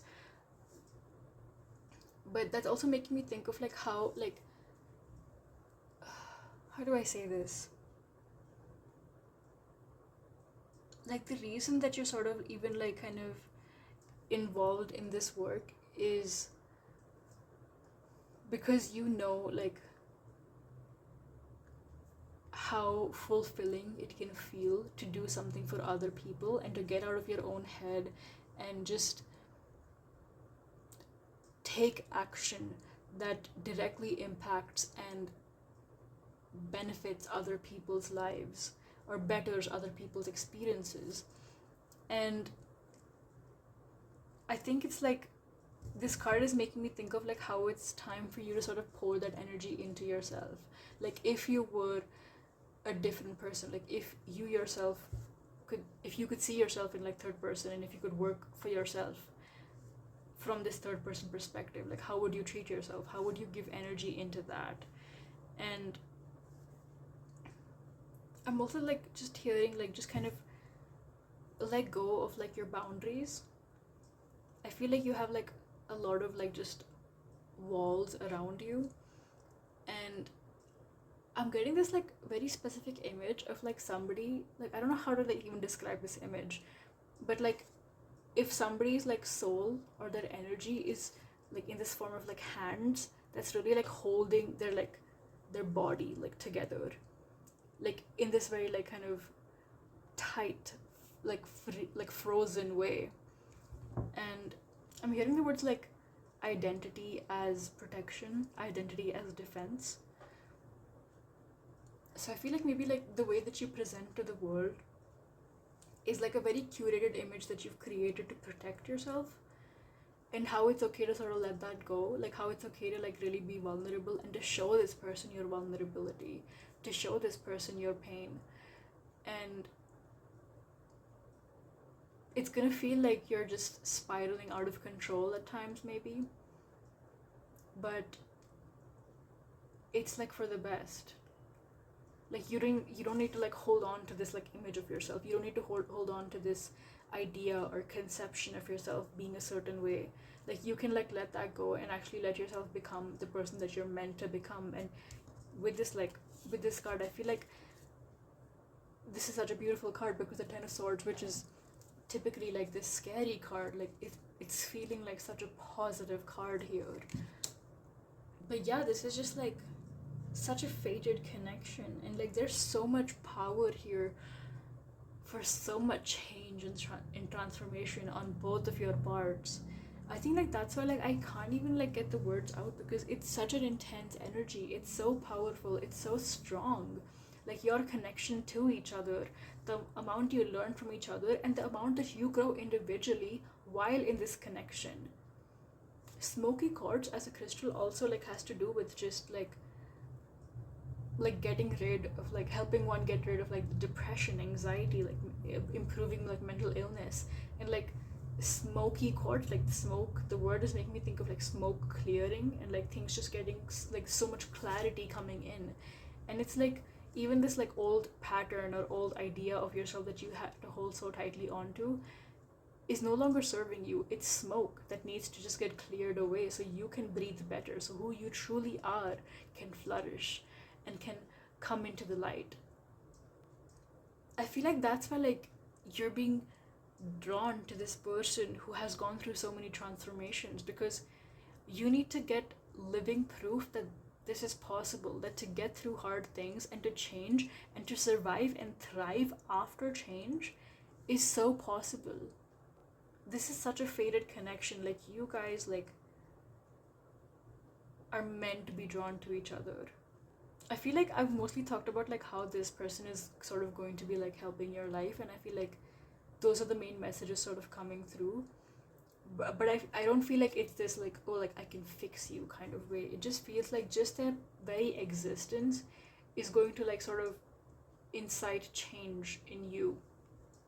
They're not going to actively be sitting down and like, oh, I want to fix this person, like, oh, I want to help this person get better. Like, maybe you have conversations like that where it's like, hey, like, tell me what's bothering you, but it's never like, hey, let me fix you. It's just that their authentic existence is something that helps you automatically after, like, you know, the teething problems, after the period of feeling triggered or annoyed or something like that. But like, there's a reason that this person came into your life with the Lover's card. Like, this is like a very fated encounter. It was destiny. It was meant to be. 6 is also just the card of like union, and I feel like there's gonna be this like immediate sort of attraction to this person when you meet them. So that's also like a sign that, you know, it's something that you could sort of like keep an eye out for. Well, not really. You don't need to like always be like keeping one eye open and one ear open to like when this person is coming in, but like it's like a message. Like, you know, if you feel like really really drawn to somebody, like the minute you see them, like, it not like love at first sight, but just like oh, I'm really really interested in this person, I'm interested in their energy, like I'm so drawn to them. It's not like a very la-di-da thing, like you're not like smelling roses. It's just very powerful, it's very intense, like, and it's immediate. And I don't even feel like it's this like physical attraction. Like, it's not, it doesn't have to do with like being physically attracted to somebody else's body or something like that. It's just like on this soul level, you just feel it. Like, you're like, oh, this is important, I haven't felt like this before, this is significant, and you know it immediately. Yeah. Whew. That, yeah, like, that was such a strong reading, honestly. I think I'm gonna end this here. I'm gonna leave you with these messages. But yeah, like, my heart honestly like goes out to you guys, because I know how tough it is to get to this point. Again, like, I'm at like a loss for words, like, but I feel like you guys are gonna have like a very meaningful and very important, significant, and even beautiful relationship with this person. And you're gonna like, this says it all, like, you're gonna be in a beautiful place. Like, you're gonna discover so much about yourself through this relationship, and I feel like that's gonna be invaluable. Like, it's priceless information and priceless wisdom and knowledge that you're gaining. Yeah, it's amazing. But yes, thank you so much for watching. Thank you so much for letting me read for you. If you liked the video, leave a like and let me know what you think in the comments, because I'd love to hear your thoughts as well. And subscribe if you'd like to see more videos from me, because I'm loving making videos for you guys here in this little corner of the internet. Yeah, thank you so much for your energy, and I'll see you in my next one. Bye. Hi, pal number 3s. This is for those of you that chose this piece of green fluorite. I'm gonna put that there, and let's get into your reading. Also, if you guys can sort of notice like a lighting difference with this reading, it's because I'm filming it at a different time and there's like a lot more sunlight now, so that's why that is happening.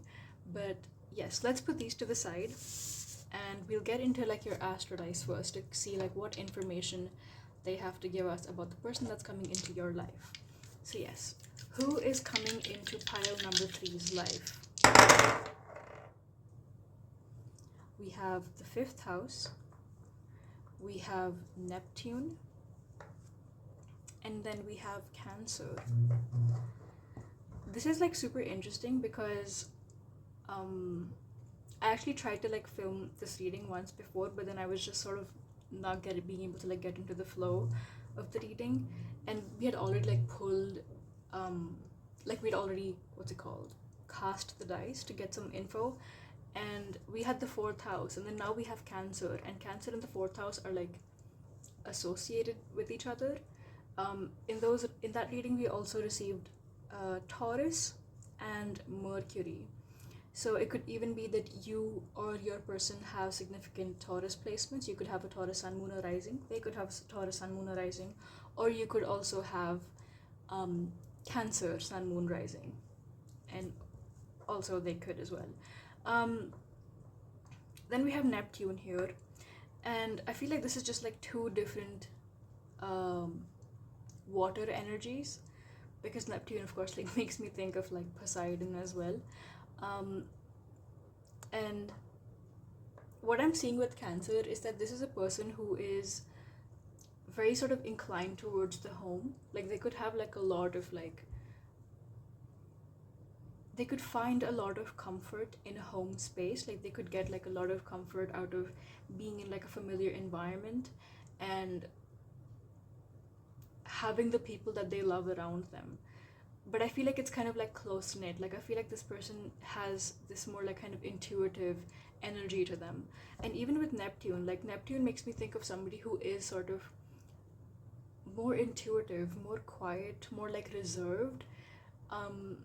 But they also have this power to them that comes through despite their reservedness. And I feel like that kind of power is coming through with this, the fifth house right here, because the fifth house is the house that's associated with Leo. And Leo has this very full, dynamic sort of energy. Like it fills up a room kind of. The fifth house is also one of intimate relationships and of power.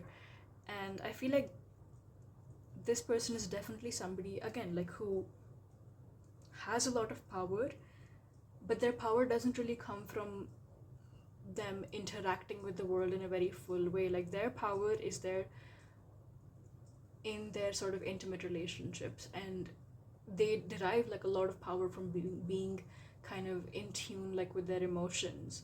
And just, I feel like there's somebody that like really likes to like figure themselves out as well. And I'm kind of like getting this vibe of somebody who has like done like quite a lot of shadow work in the past, and how they are not afraid of contending with their shadow. They're not afraid of contending with emotions that could perhaps be labeled negative or dark or dangerous or mysterious. And I feel like this is also a person who isn't like afraid of I don't want to say like not afraid of being vulnerable. Like they're definitely not afraid of being vulnerable, but I feel like there's like a very specific energy that's coming through with this fifth house right here. Like it's kind of making me think of somebody who doesn't shy away from that which is taboo and that which is considered to be separate from the public domain. So they're not afraid to like look and feel ugly, and they're not afraid to do things that perhaps people could think are unacceptable. Like they could like, I'm not saying that they're gonna be completely sort of tactless when it comes to dealing with like the public sphere, but I do feel like there are people that are known to almost be provocative in a certain way. Like they can have difficult conversations about difficult things. They're not afraid to like speak up against things that don't align with their beliefs, and they're okay with calling people out for like bad behavior. And I think it's because like they're so kind of, they derive so much of their power from their emotions and their intuition, that they don't feel the need to sort of seek this kind of external validation. But I feel like this power that they get by themselves is also really sort of validated and reinforced by their close connections. So since they're coming into your life as a romantic partner, you could be somebody that they really look to for just validation. Like not like that you have to sit there and validate like them on like, oh, like you look so great and I definitely have feelings for you. Like it's not like this kind of thing where they're really desiring your attention and your acceptance, but rather like knowing, like for them, knowing that they have like stable connections that they can rely on gives them a lot more strength as well. like reinforces their own strength in themselves to then go out and be this person that is okay with like standing up to people, and that is okay with like somebody that's okay with expressing themselves and expressing even those things that people don't really deem easy to express. So that's what I'm seeing. Let's get into your oracle cards, and then if there's anything else that I can sort of like kind of refer back to here, I'm gonna do that. But yeah, let's get into your oracle cards. So like I said in the intro, we're gonna be looking at 3 different aspects, or like 3 different sort of categories in this reading, like mini questions within the big question. And the first is, who is this person? Like, what is their energy? What are their characteristics? Just like, who are they? And for that we have the cave.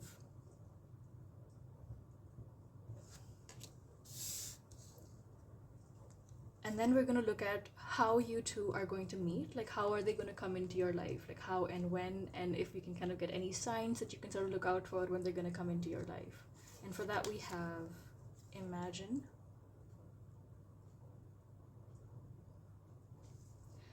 And finally we have the third card, which is going to tell us what your dynamic with this person is going to be. So for that we have jump in. Andromedan energy, adventure, say yes to change.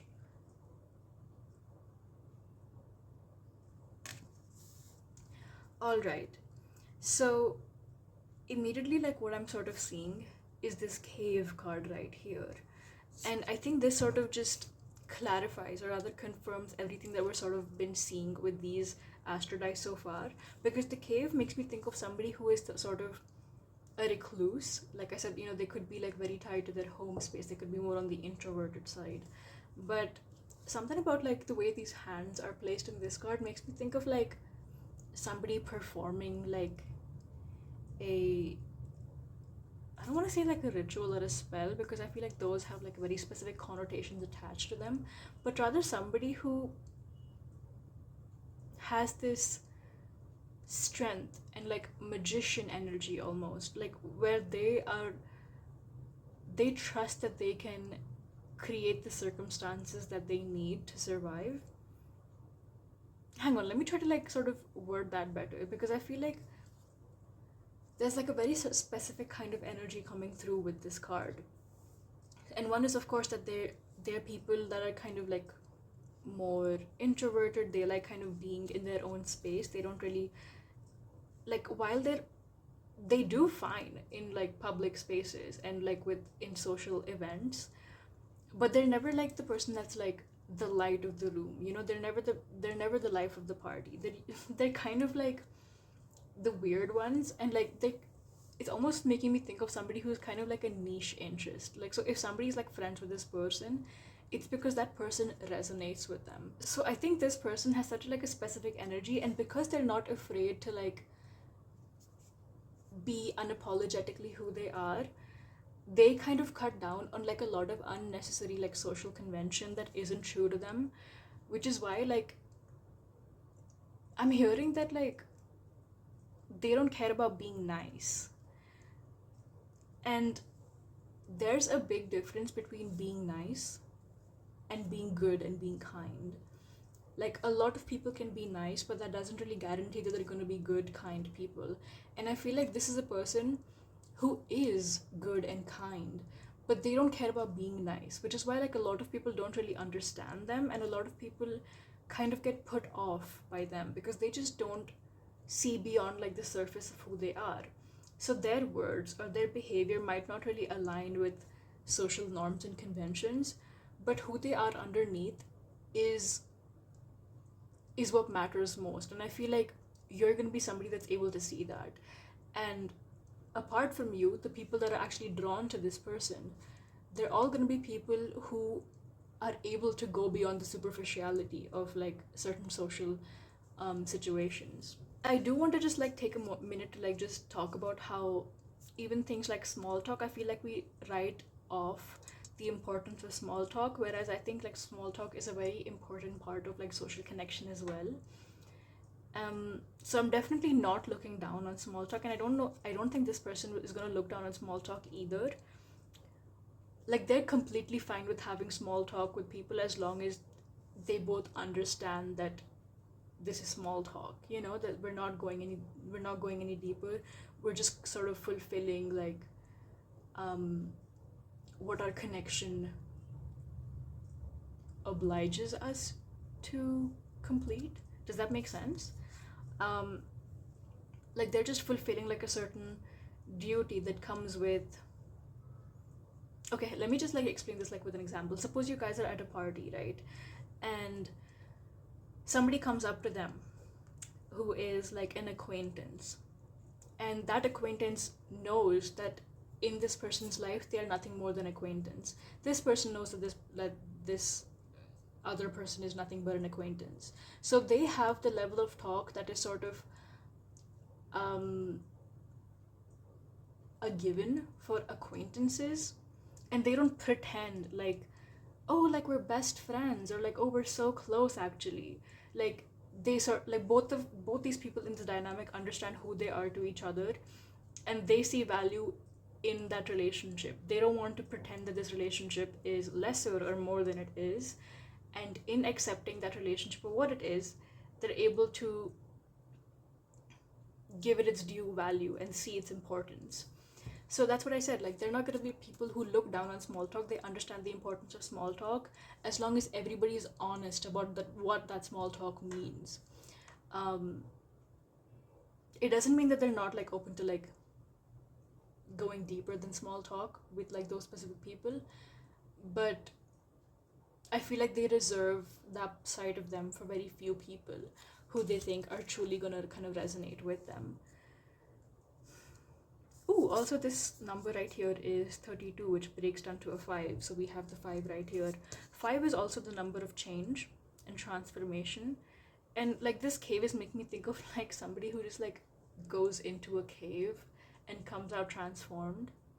Ooh, I'm also thinking of Jesus with that. But I'm not gonna go too much into that because I don't know enough, I feel. But yeah, like, this is somebody that sort of likes to spend a lot of time by themselves. And like, that's why like when they sort of like actually participate in these social events, they have like a lot of new news to offer to people that they're interacting with, because they had like so much time by themselves that a lot changed with them. Like, they could have like a new hobby that they picked up, they could have a new interest, they could have different hair color, they could have like a different physique. But yeah, like, this person is somebody that primarily likes to work alone. And with this Cancer, like the sign here, it's not that they're just completely like isolating themselves, but rather they keep their circle very small and very reserved. So like, once you're in, and you get to see what's happening in this cave, but like the general public doesn't get to see it. And that's fine. I think like it's totally fine to like not have to like display your life to everyone. Also, I feel like this person's social media profiles are gonna be very minimal, so that's also coming through. Like, I'm thinking of somebody who has like 50 followers and they're following 50 people as well, because they're all like the people that they want to follow and interact with, and they have like one post and it's of like a mountain or something like that. So they don't like post about themselves a lot. And yeah, like, I feel like they're also not people that know too much about like pop culture. Like, yeah, they'll watch things, like they'll watch shows and movies and things, but they're not gonna know about like the latest celebrity gossip or what's going on in the social media space, or like what, maybe they won't even know too much about like meme culture. Yeah, so that could be like a sign. Like, this person, like, I'm kind of hearing that phrase like, have you been living under like a rock? And this person is like, no, but I have been living in a cave. And they don't even mean it in like this kind of funny way. They're just like being super honest. Like, they just don't interact with this all this kind of stuff. Oh, okay. So before I get into these two cards, I do want to just pull out like the tarot so we can get like all the information out on the table, and then we'll go ahead and read the rest of it. So I'm gonna take like one tarot card to assist each of these three mini questions or like categories. So yes, who is the person coming into pile number three's life?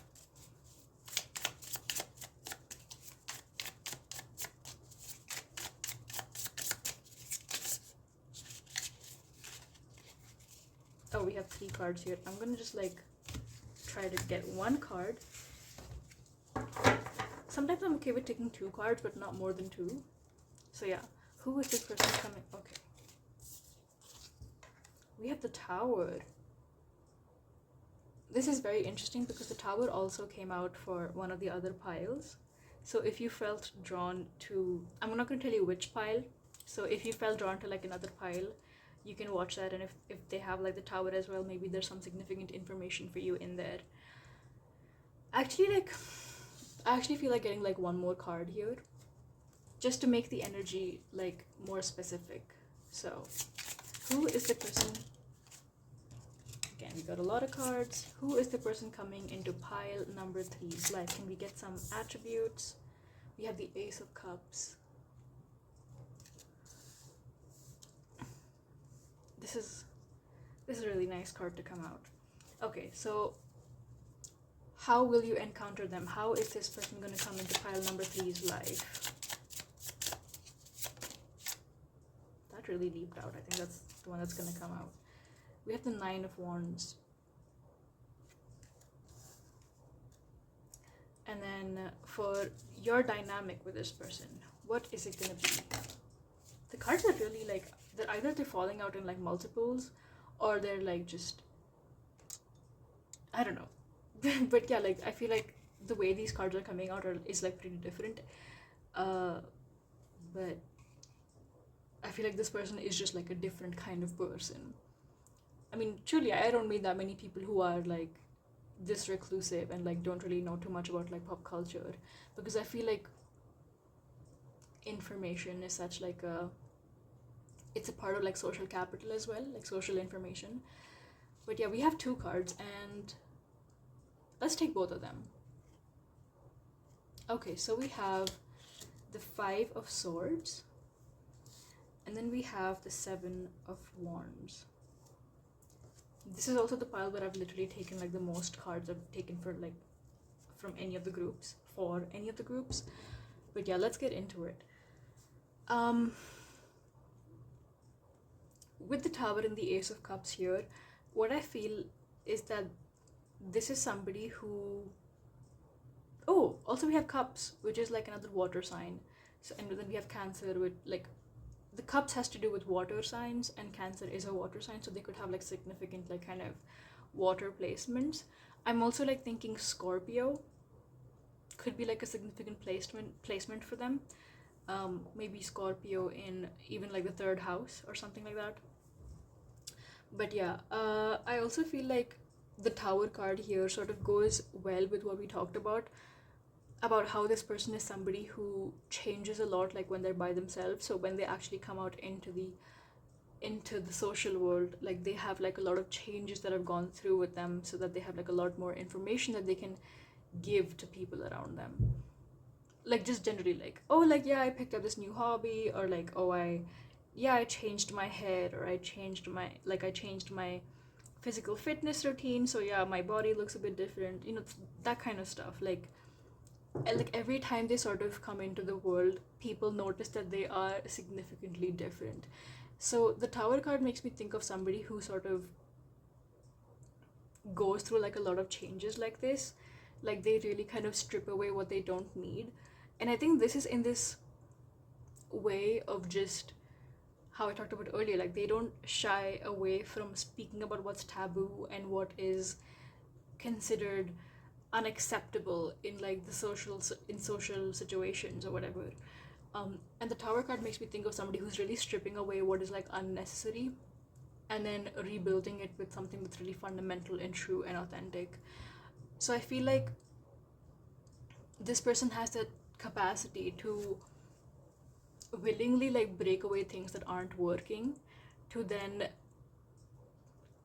bring into a situation what is necessary, required, and just, yeah, like, important for it to succeed in the long term, like for something to work out. Like they know, they somehow like find it easy to figure out what is unnecessary and what is necessary in a situation.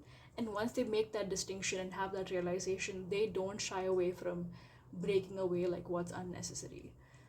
I feel like initially I also talked about how they might seek like a lot of kind of validation and reinforcement from their like inner circles, like people that are in their, you know, people that they trust, people that they actually let into their world.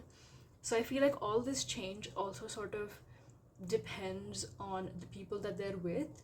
So it's not that they're just gonna like just like pull out the roots of a situation without kind of informing people.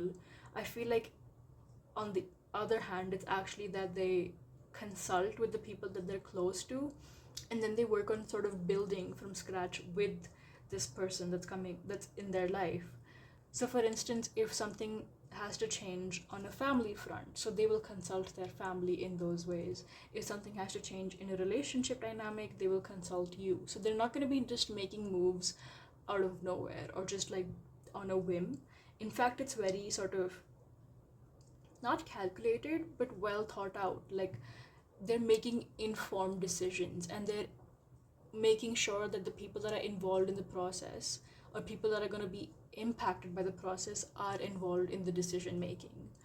The Tower with the Ace of Cups is also making me kind of go back to the fact that there's somebody that has done like a significant amount of shadow work, because I feel like every time they sort of like strip away what's unnecessary, they reveal like more and more of their heart space, and like their authentic truth.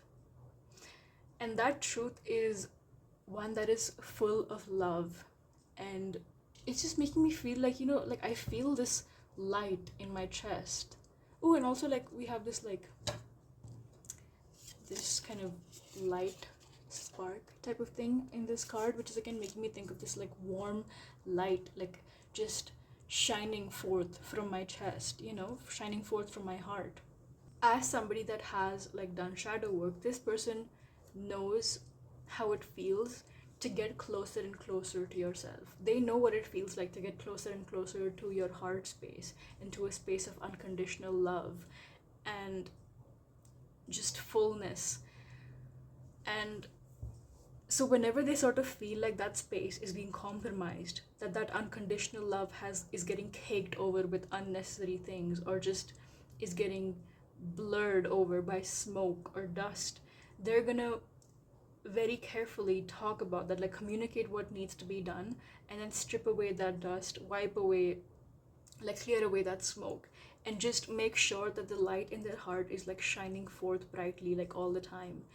And that's why I feel like the people that are close to them are people that resonate with this. They're people that resonate with this like energy of their open, loving, unconditional heart space. This is somebody that's really like, once they let somebody in, it's gonna take a lot for them to just cast that person out again.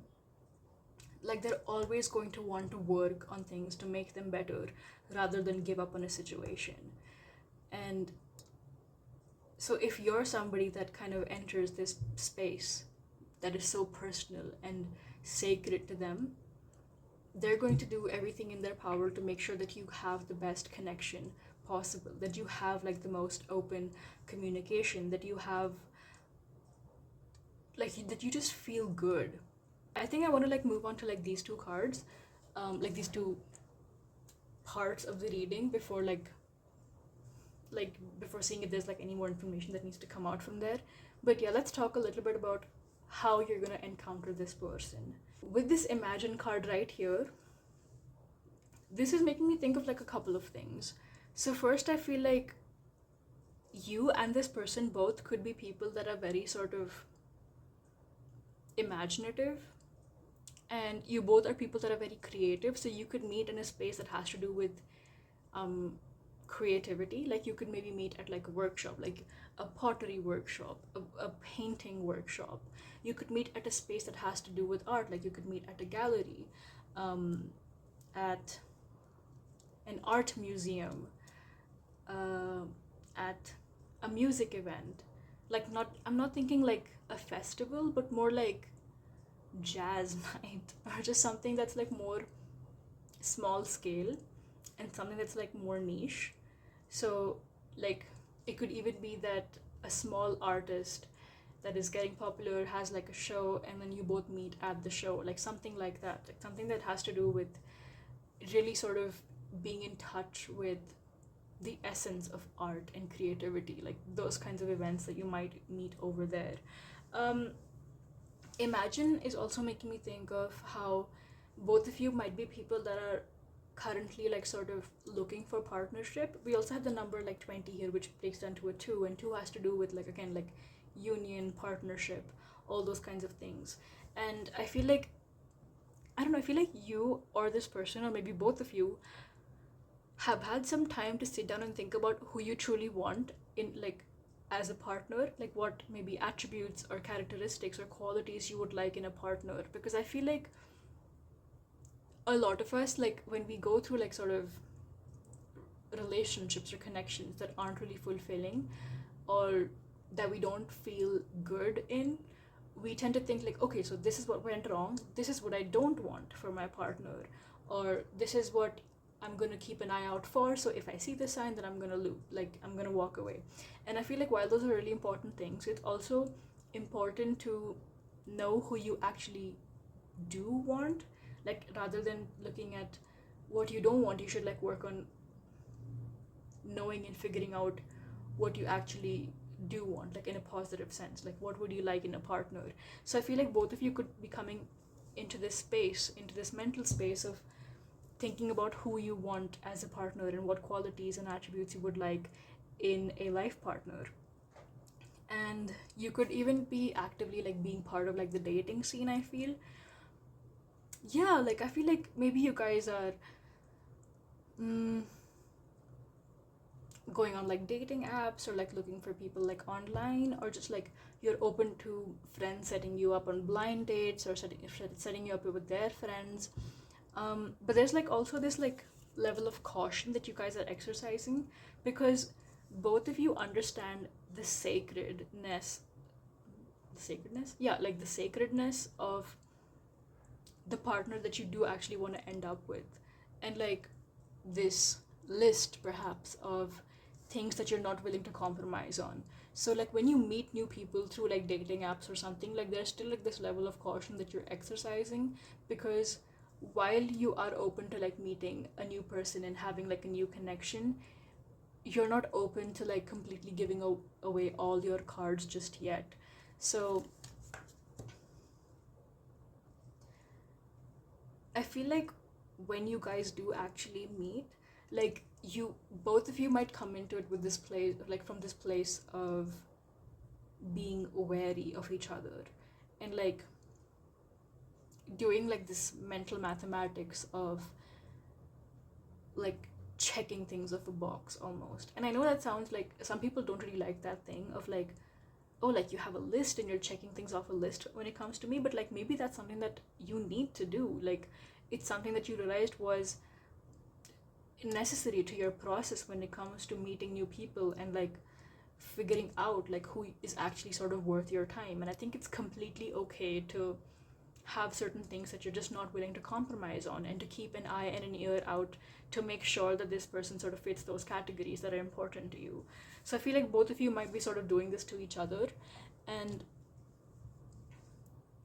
that's kind of coming through like as your like first few meetings progress. Like it's gonna be that kind of energy, but like there's something that you guys are just gonna realize is working on a level that doesn't really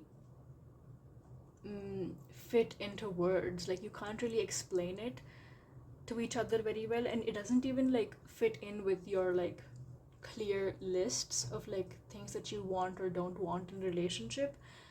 But there's some sort of connect that you guys have which feels really strong, and that really defies like explanation and defies description. Also, I'm just looking at this card right here, and this girl or this figure here, like they have this like balloon sort of thing, and the balloon is the moon, and that's making me think of just like a deep emotional maturity, or just like somebody that's like really in touch with their emotions. And I think like when you meet somebody that's really in touch with their emotions and is emotionally mature, they give off like a different kind of energy that you just can't explain. Like if somebody asked you to describe somebody that is emotionally mature, like maybe you can like describe their actions, but it's never going to be this all-encompassing answer. Like you won't ever be able to fully put across this image of somebody who is emotionally mature, because it defies words, it defies description. So I feel like while you're doing this like mental mathematics, like I said, of like, you know, making sure that this person like checks the boxes, there's going to be something in them that you see and something in you that they see that defies explanation, that they just understand that this is a person that fulfills something out of my criteria. Like they have something that is just so fundamental to me. Like they have something that the one thing that I really don't want to compromise on, they have it. Like if I want somebody who is like emotionally mature, or who just like has this really sort of not put together but just like in tune energy, and that's something that's important to them, you have it. And they also like have something that you consider very fundamental to your process of like, you know, finding like the perfect person. And when I say perfect, I just mean that in like a general colloquial sense, because what is perfection anyway? Yeah, and when it comes to your dynamic, this is again like super interesting, because we have jump in, Andromedan energy, adventure, say yes to change. And I kind of want to like read what the guidebook has to say about this, especially about like Andromedan energy, because I don't remember. Okay, so Andromeda is a spiral galaxy, the closest galaxy to the Milky Way. It's believed that Andromedan starseeds are a group of beings who love their freedom. Very adaptable, they have a strong willingness and ability to change and go with the flow, to find calm in the chaos, to swim with the tides. This card is here to encourage you to do the same. Honestly, I feel like, yeah, that's exactly what I sort of needed. There's more like in this about it, but like what I wanted was this kind of explanation about Andromedan energy. And yeah, that's really exactly what we've been talking about. Like this is a person who knows how to sort of go with the flow. Like they are somebody that really like knows how to change and sort of adapt to their environments. Like they strip away anything that isn't necessary. And yeah, like anytime you strip away something that isn't necessary, you are still breaking down something that you have, at least for a certain amount of time, relied on. Maybe as routine, as habit, as muscle memory, something that you took for granted or made a part of your everyday is being taken away. So any newness that comes in instead of that is adventurous. And this person is totally okay with being uncomfortable and pushing themselves out of their comfort zones, in order to make sure that they sort of stay consistent with their authenticity and their authentic truth and their open, loving, unconditional heart. Your dynamic with this person is going to be one that sort of takes like a lot of inspiration from them as well. Of course, like in this reading, I haven't really looked at what your energy is and what you're going to be adding to like this dynamic. Like we have like some hints about it overall, but like this reading is mostly about this person and what they're kind of like the energy that they're bringing into your life.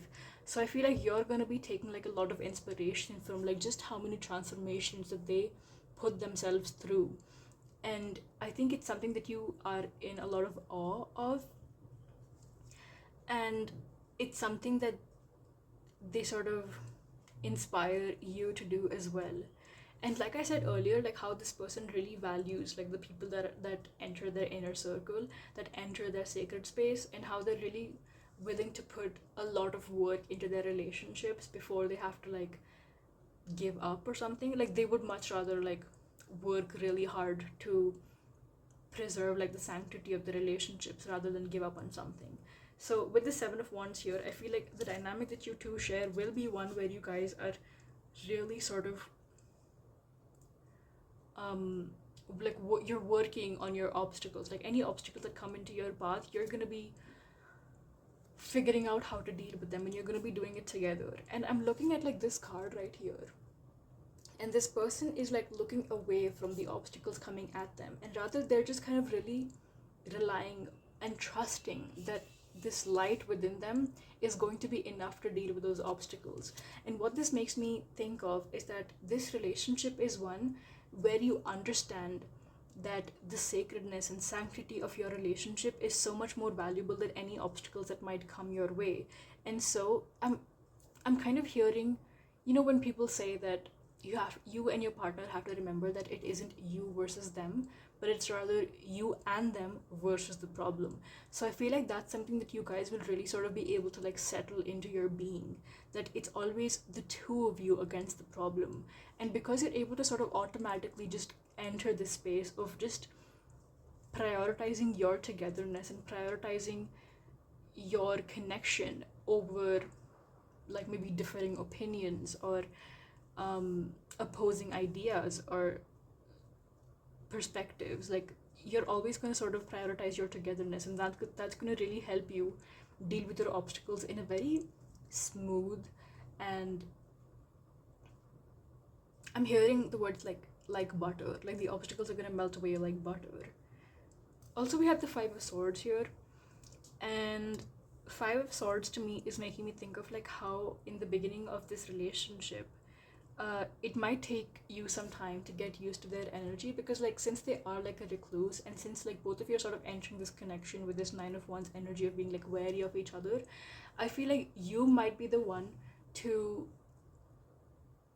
you know, let go of your wariness faster than this other person.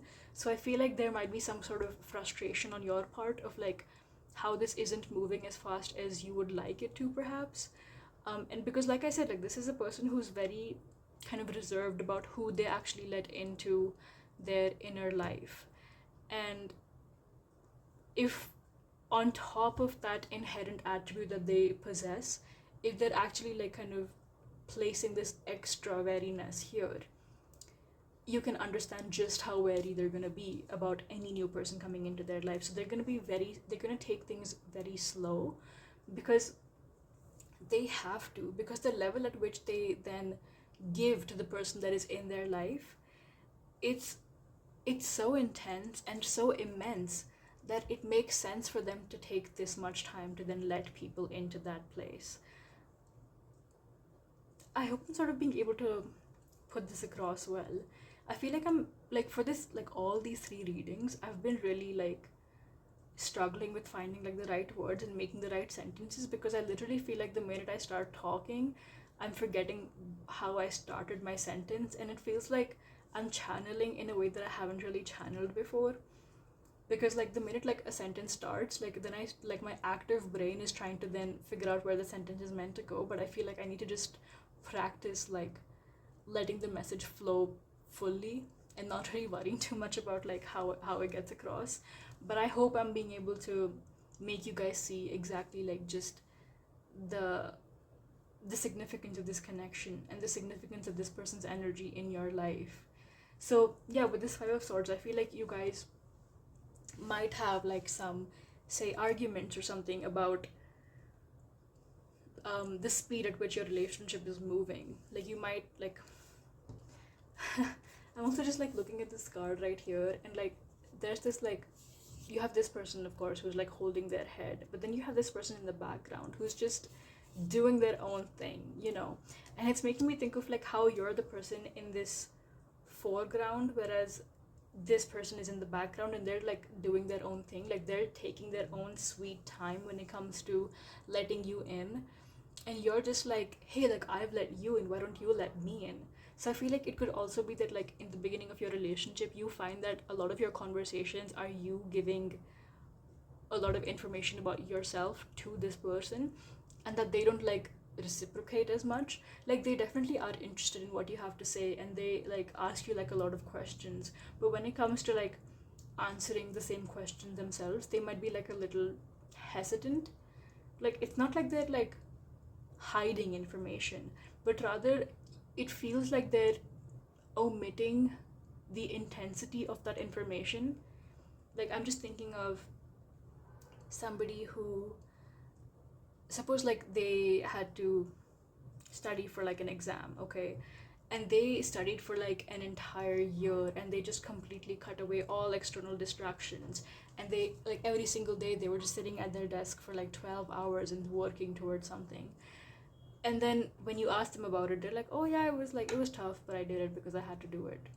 So, it's like they're telling you the truth, but the intensity of like the actual situation isn't being conveyed. Whereas for you, I feel like you are conveying the intensity of the situation that you're talking about. Of course, this like exam thing was just an example, but you can sort of like translate that to like any conversation that you have with this person, that any question this person answers.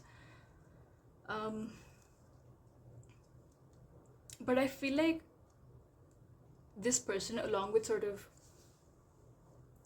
inspiring you to like transform and just find this like level of like inner trust, they also sort of inspire you to be open to like other people's processes. Because I feel like you really focused on like your process, right? You were really focused on, when I talked about like figuring out who you want as a partner and what qualities you would like in a partner, and you had this like vetting process almost. And you take like a lot of pride in having finally formed like a process that feels like it's gonna help you, but you also sort of have to understand that this person also did the same thing. So it's totally okay if they need more time, because that's their process, and it's a process that they've also probably made with like a lot of trial and error.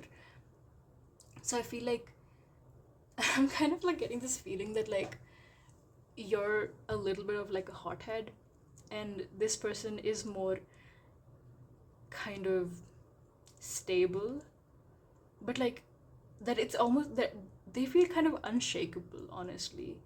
Like, I remember like in one of the other piles, like there was something about like the ocean's energy coming through, and I was talking about the ocean like during like a storm where these huge waves are like crashing onto the shore. But like for this reading, it's literally feeling like I'm thinking of literally like the bottom of the Mariana Trench, and like how that stable kind of energy of like, I don't know how to even put it across. Like, what do we even know about the ocean, honestly? But like something that's just so, how do I put this across?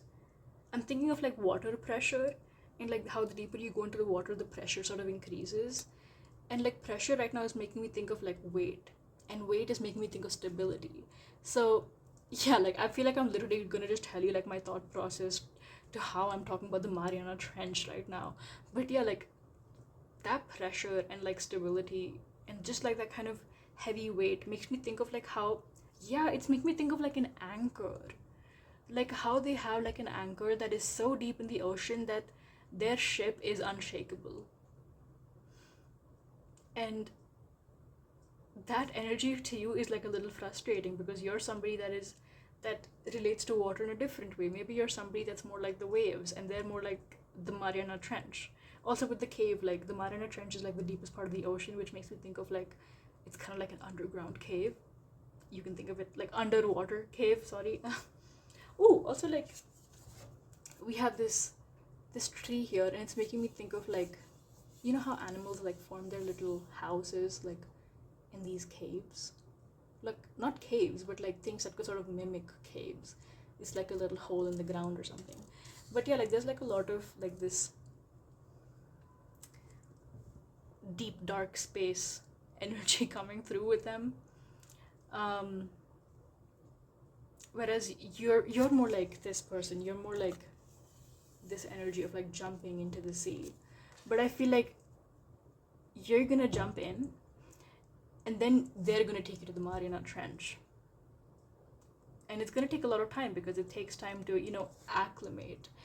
Like when you're going like underwater and deeper underwater, you have to keep stopping like every few feet to sort of, there's a word for it, but like to let your like body adjust to the added pressure of being down there. And I feel like so it's going to take time, and it's like a very time consuming slow process, but it's something that you sort of need, and it's something that they need as well, because you can't just like drop down to the Mariana Trench like just like that. Like it's not going to be something that your body and your mind and your soul can sort of handle at that point, and it's not something that they're going to be able to handle either. So I feel like it's okay for them to be wary, and it's okay like if it's okay that you're not okay with it also, but there's gonna have to be like some compromise here. So I feel like they're maybe gonna have to be more transparent with their process, perhaps. Like, so even if they can't tell you that, yeah, like for sure, like we're gonna be together and it's gonna be great, rather they can tell you that, hey, like I need to know certain things before I let a person into my life, and it takes me time to get to know people. So while I can't promise you something right now, I can promise you that after a certain amount of time, like maybe they give you like a time frame or something, that they're going to be able to come back to you with an answer. So, you know, they have to be transparent with their process, and it's okay for you to sort of communicate that to them, that like even if they can't give you an answer, that they give you like a time frame for when you can get the answer. And you, on the other hand, will have to be okay with the fact that they need this time. Yep, that's what I'm seeing. But yeah, like overall, this person is somebody that's really loving, really intense, and just such an interesting person to be around, because I'm thinking of like how like so many of our conversations have to do with like social media and pop culture in some way or the other. But like when you meet somebody who has no idea what's going on in those ways, they have like they still have like a lot of other things to say. It's interesting because you literally have no idea what's going to come out of their mouth next. So I feel like this is somebody who's like really interesting to have like conversations with, and there's somebody that's really loving, and like when they sort of let you into their circle, you will feel just how unshakable their love for you is, and it's going to be so worth the time and effort that you put in, and so worth the wait. Yeah. So that is what I'm seeing for you guys. I'm gonna end this reading here. Thank you so much for watching, and thank you so much for letting me read for you. Let me know in the comments like if this resonated and how it resonated, and leave me a like if you would like to do so. Also subscribe if you'd like to see more videos from me, because I'm loving making videos for you guys here in this little corner of the internet. Yeah, it's like super enjoyable, so like stay if you would like, and I would love that as well. And yeah, thank you again. I'll see you in my next one.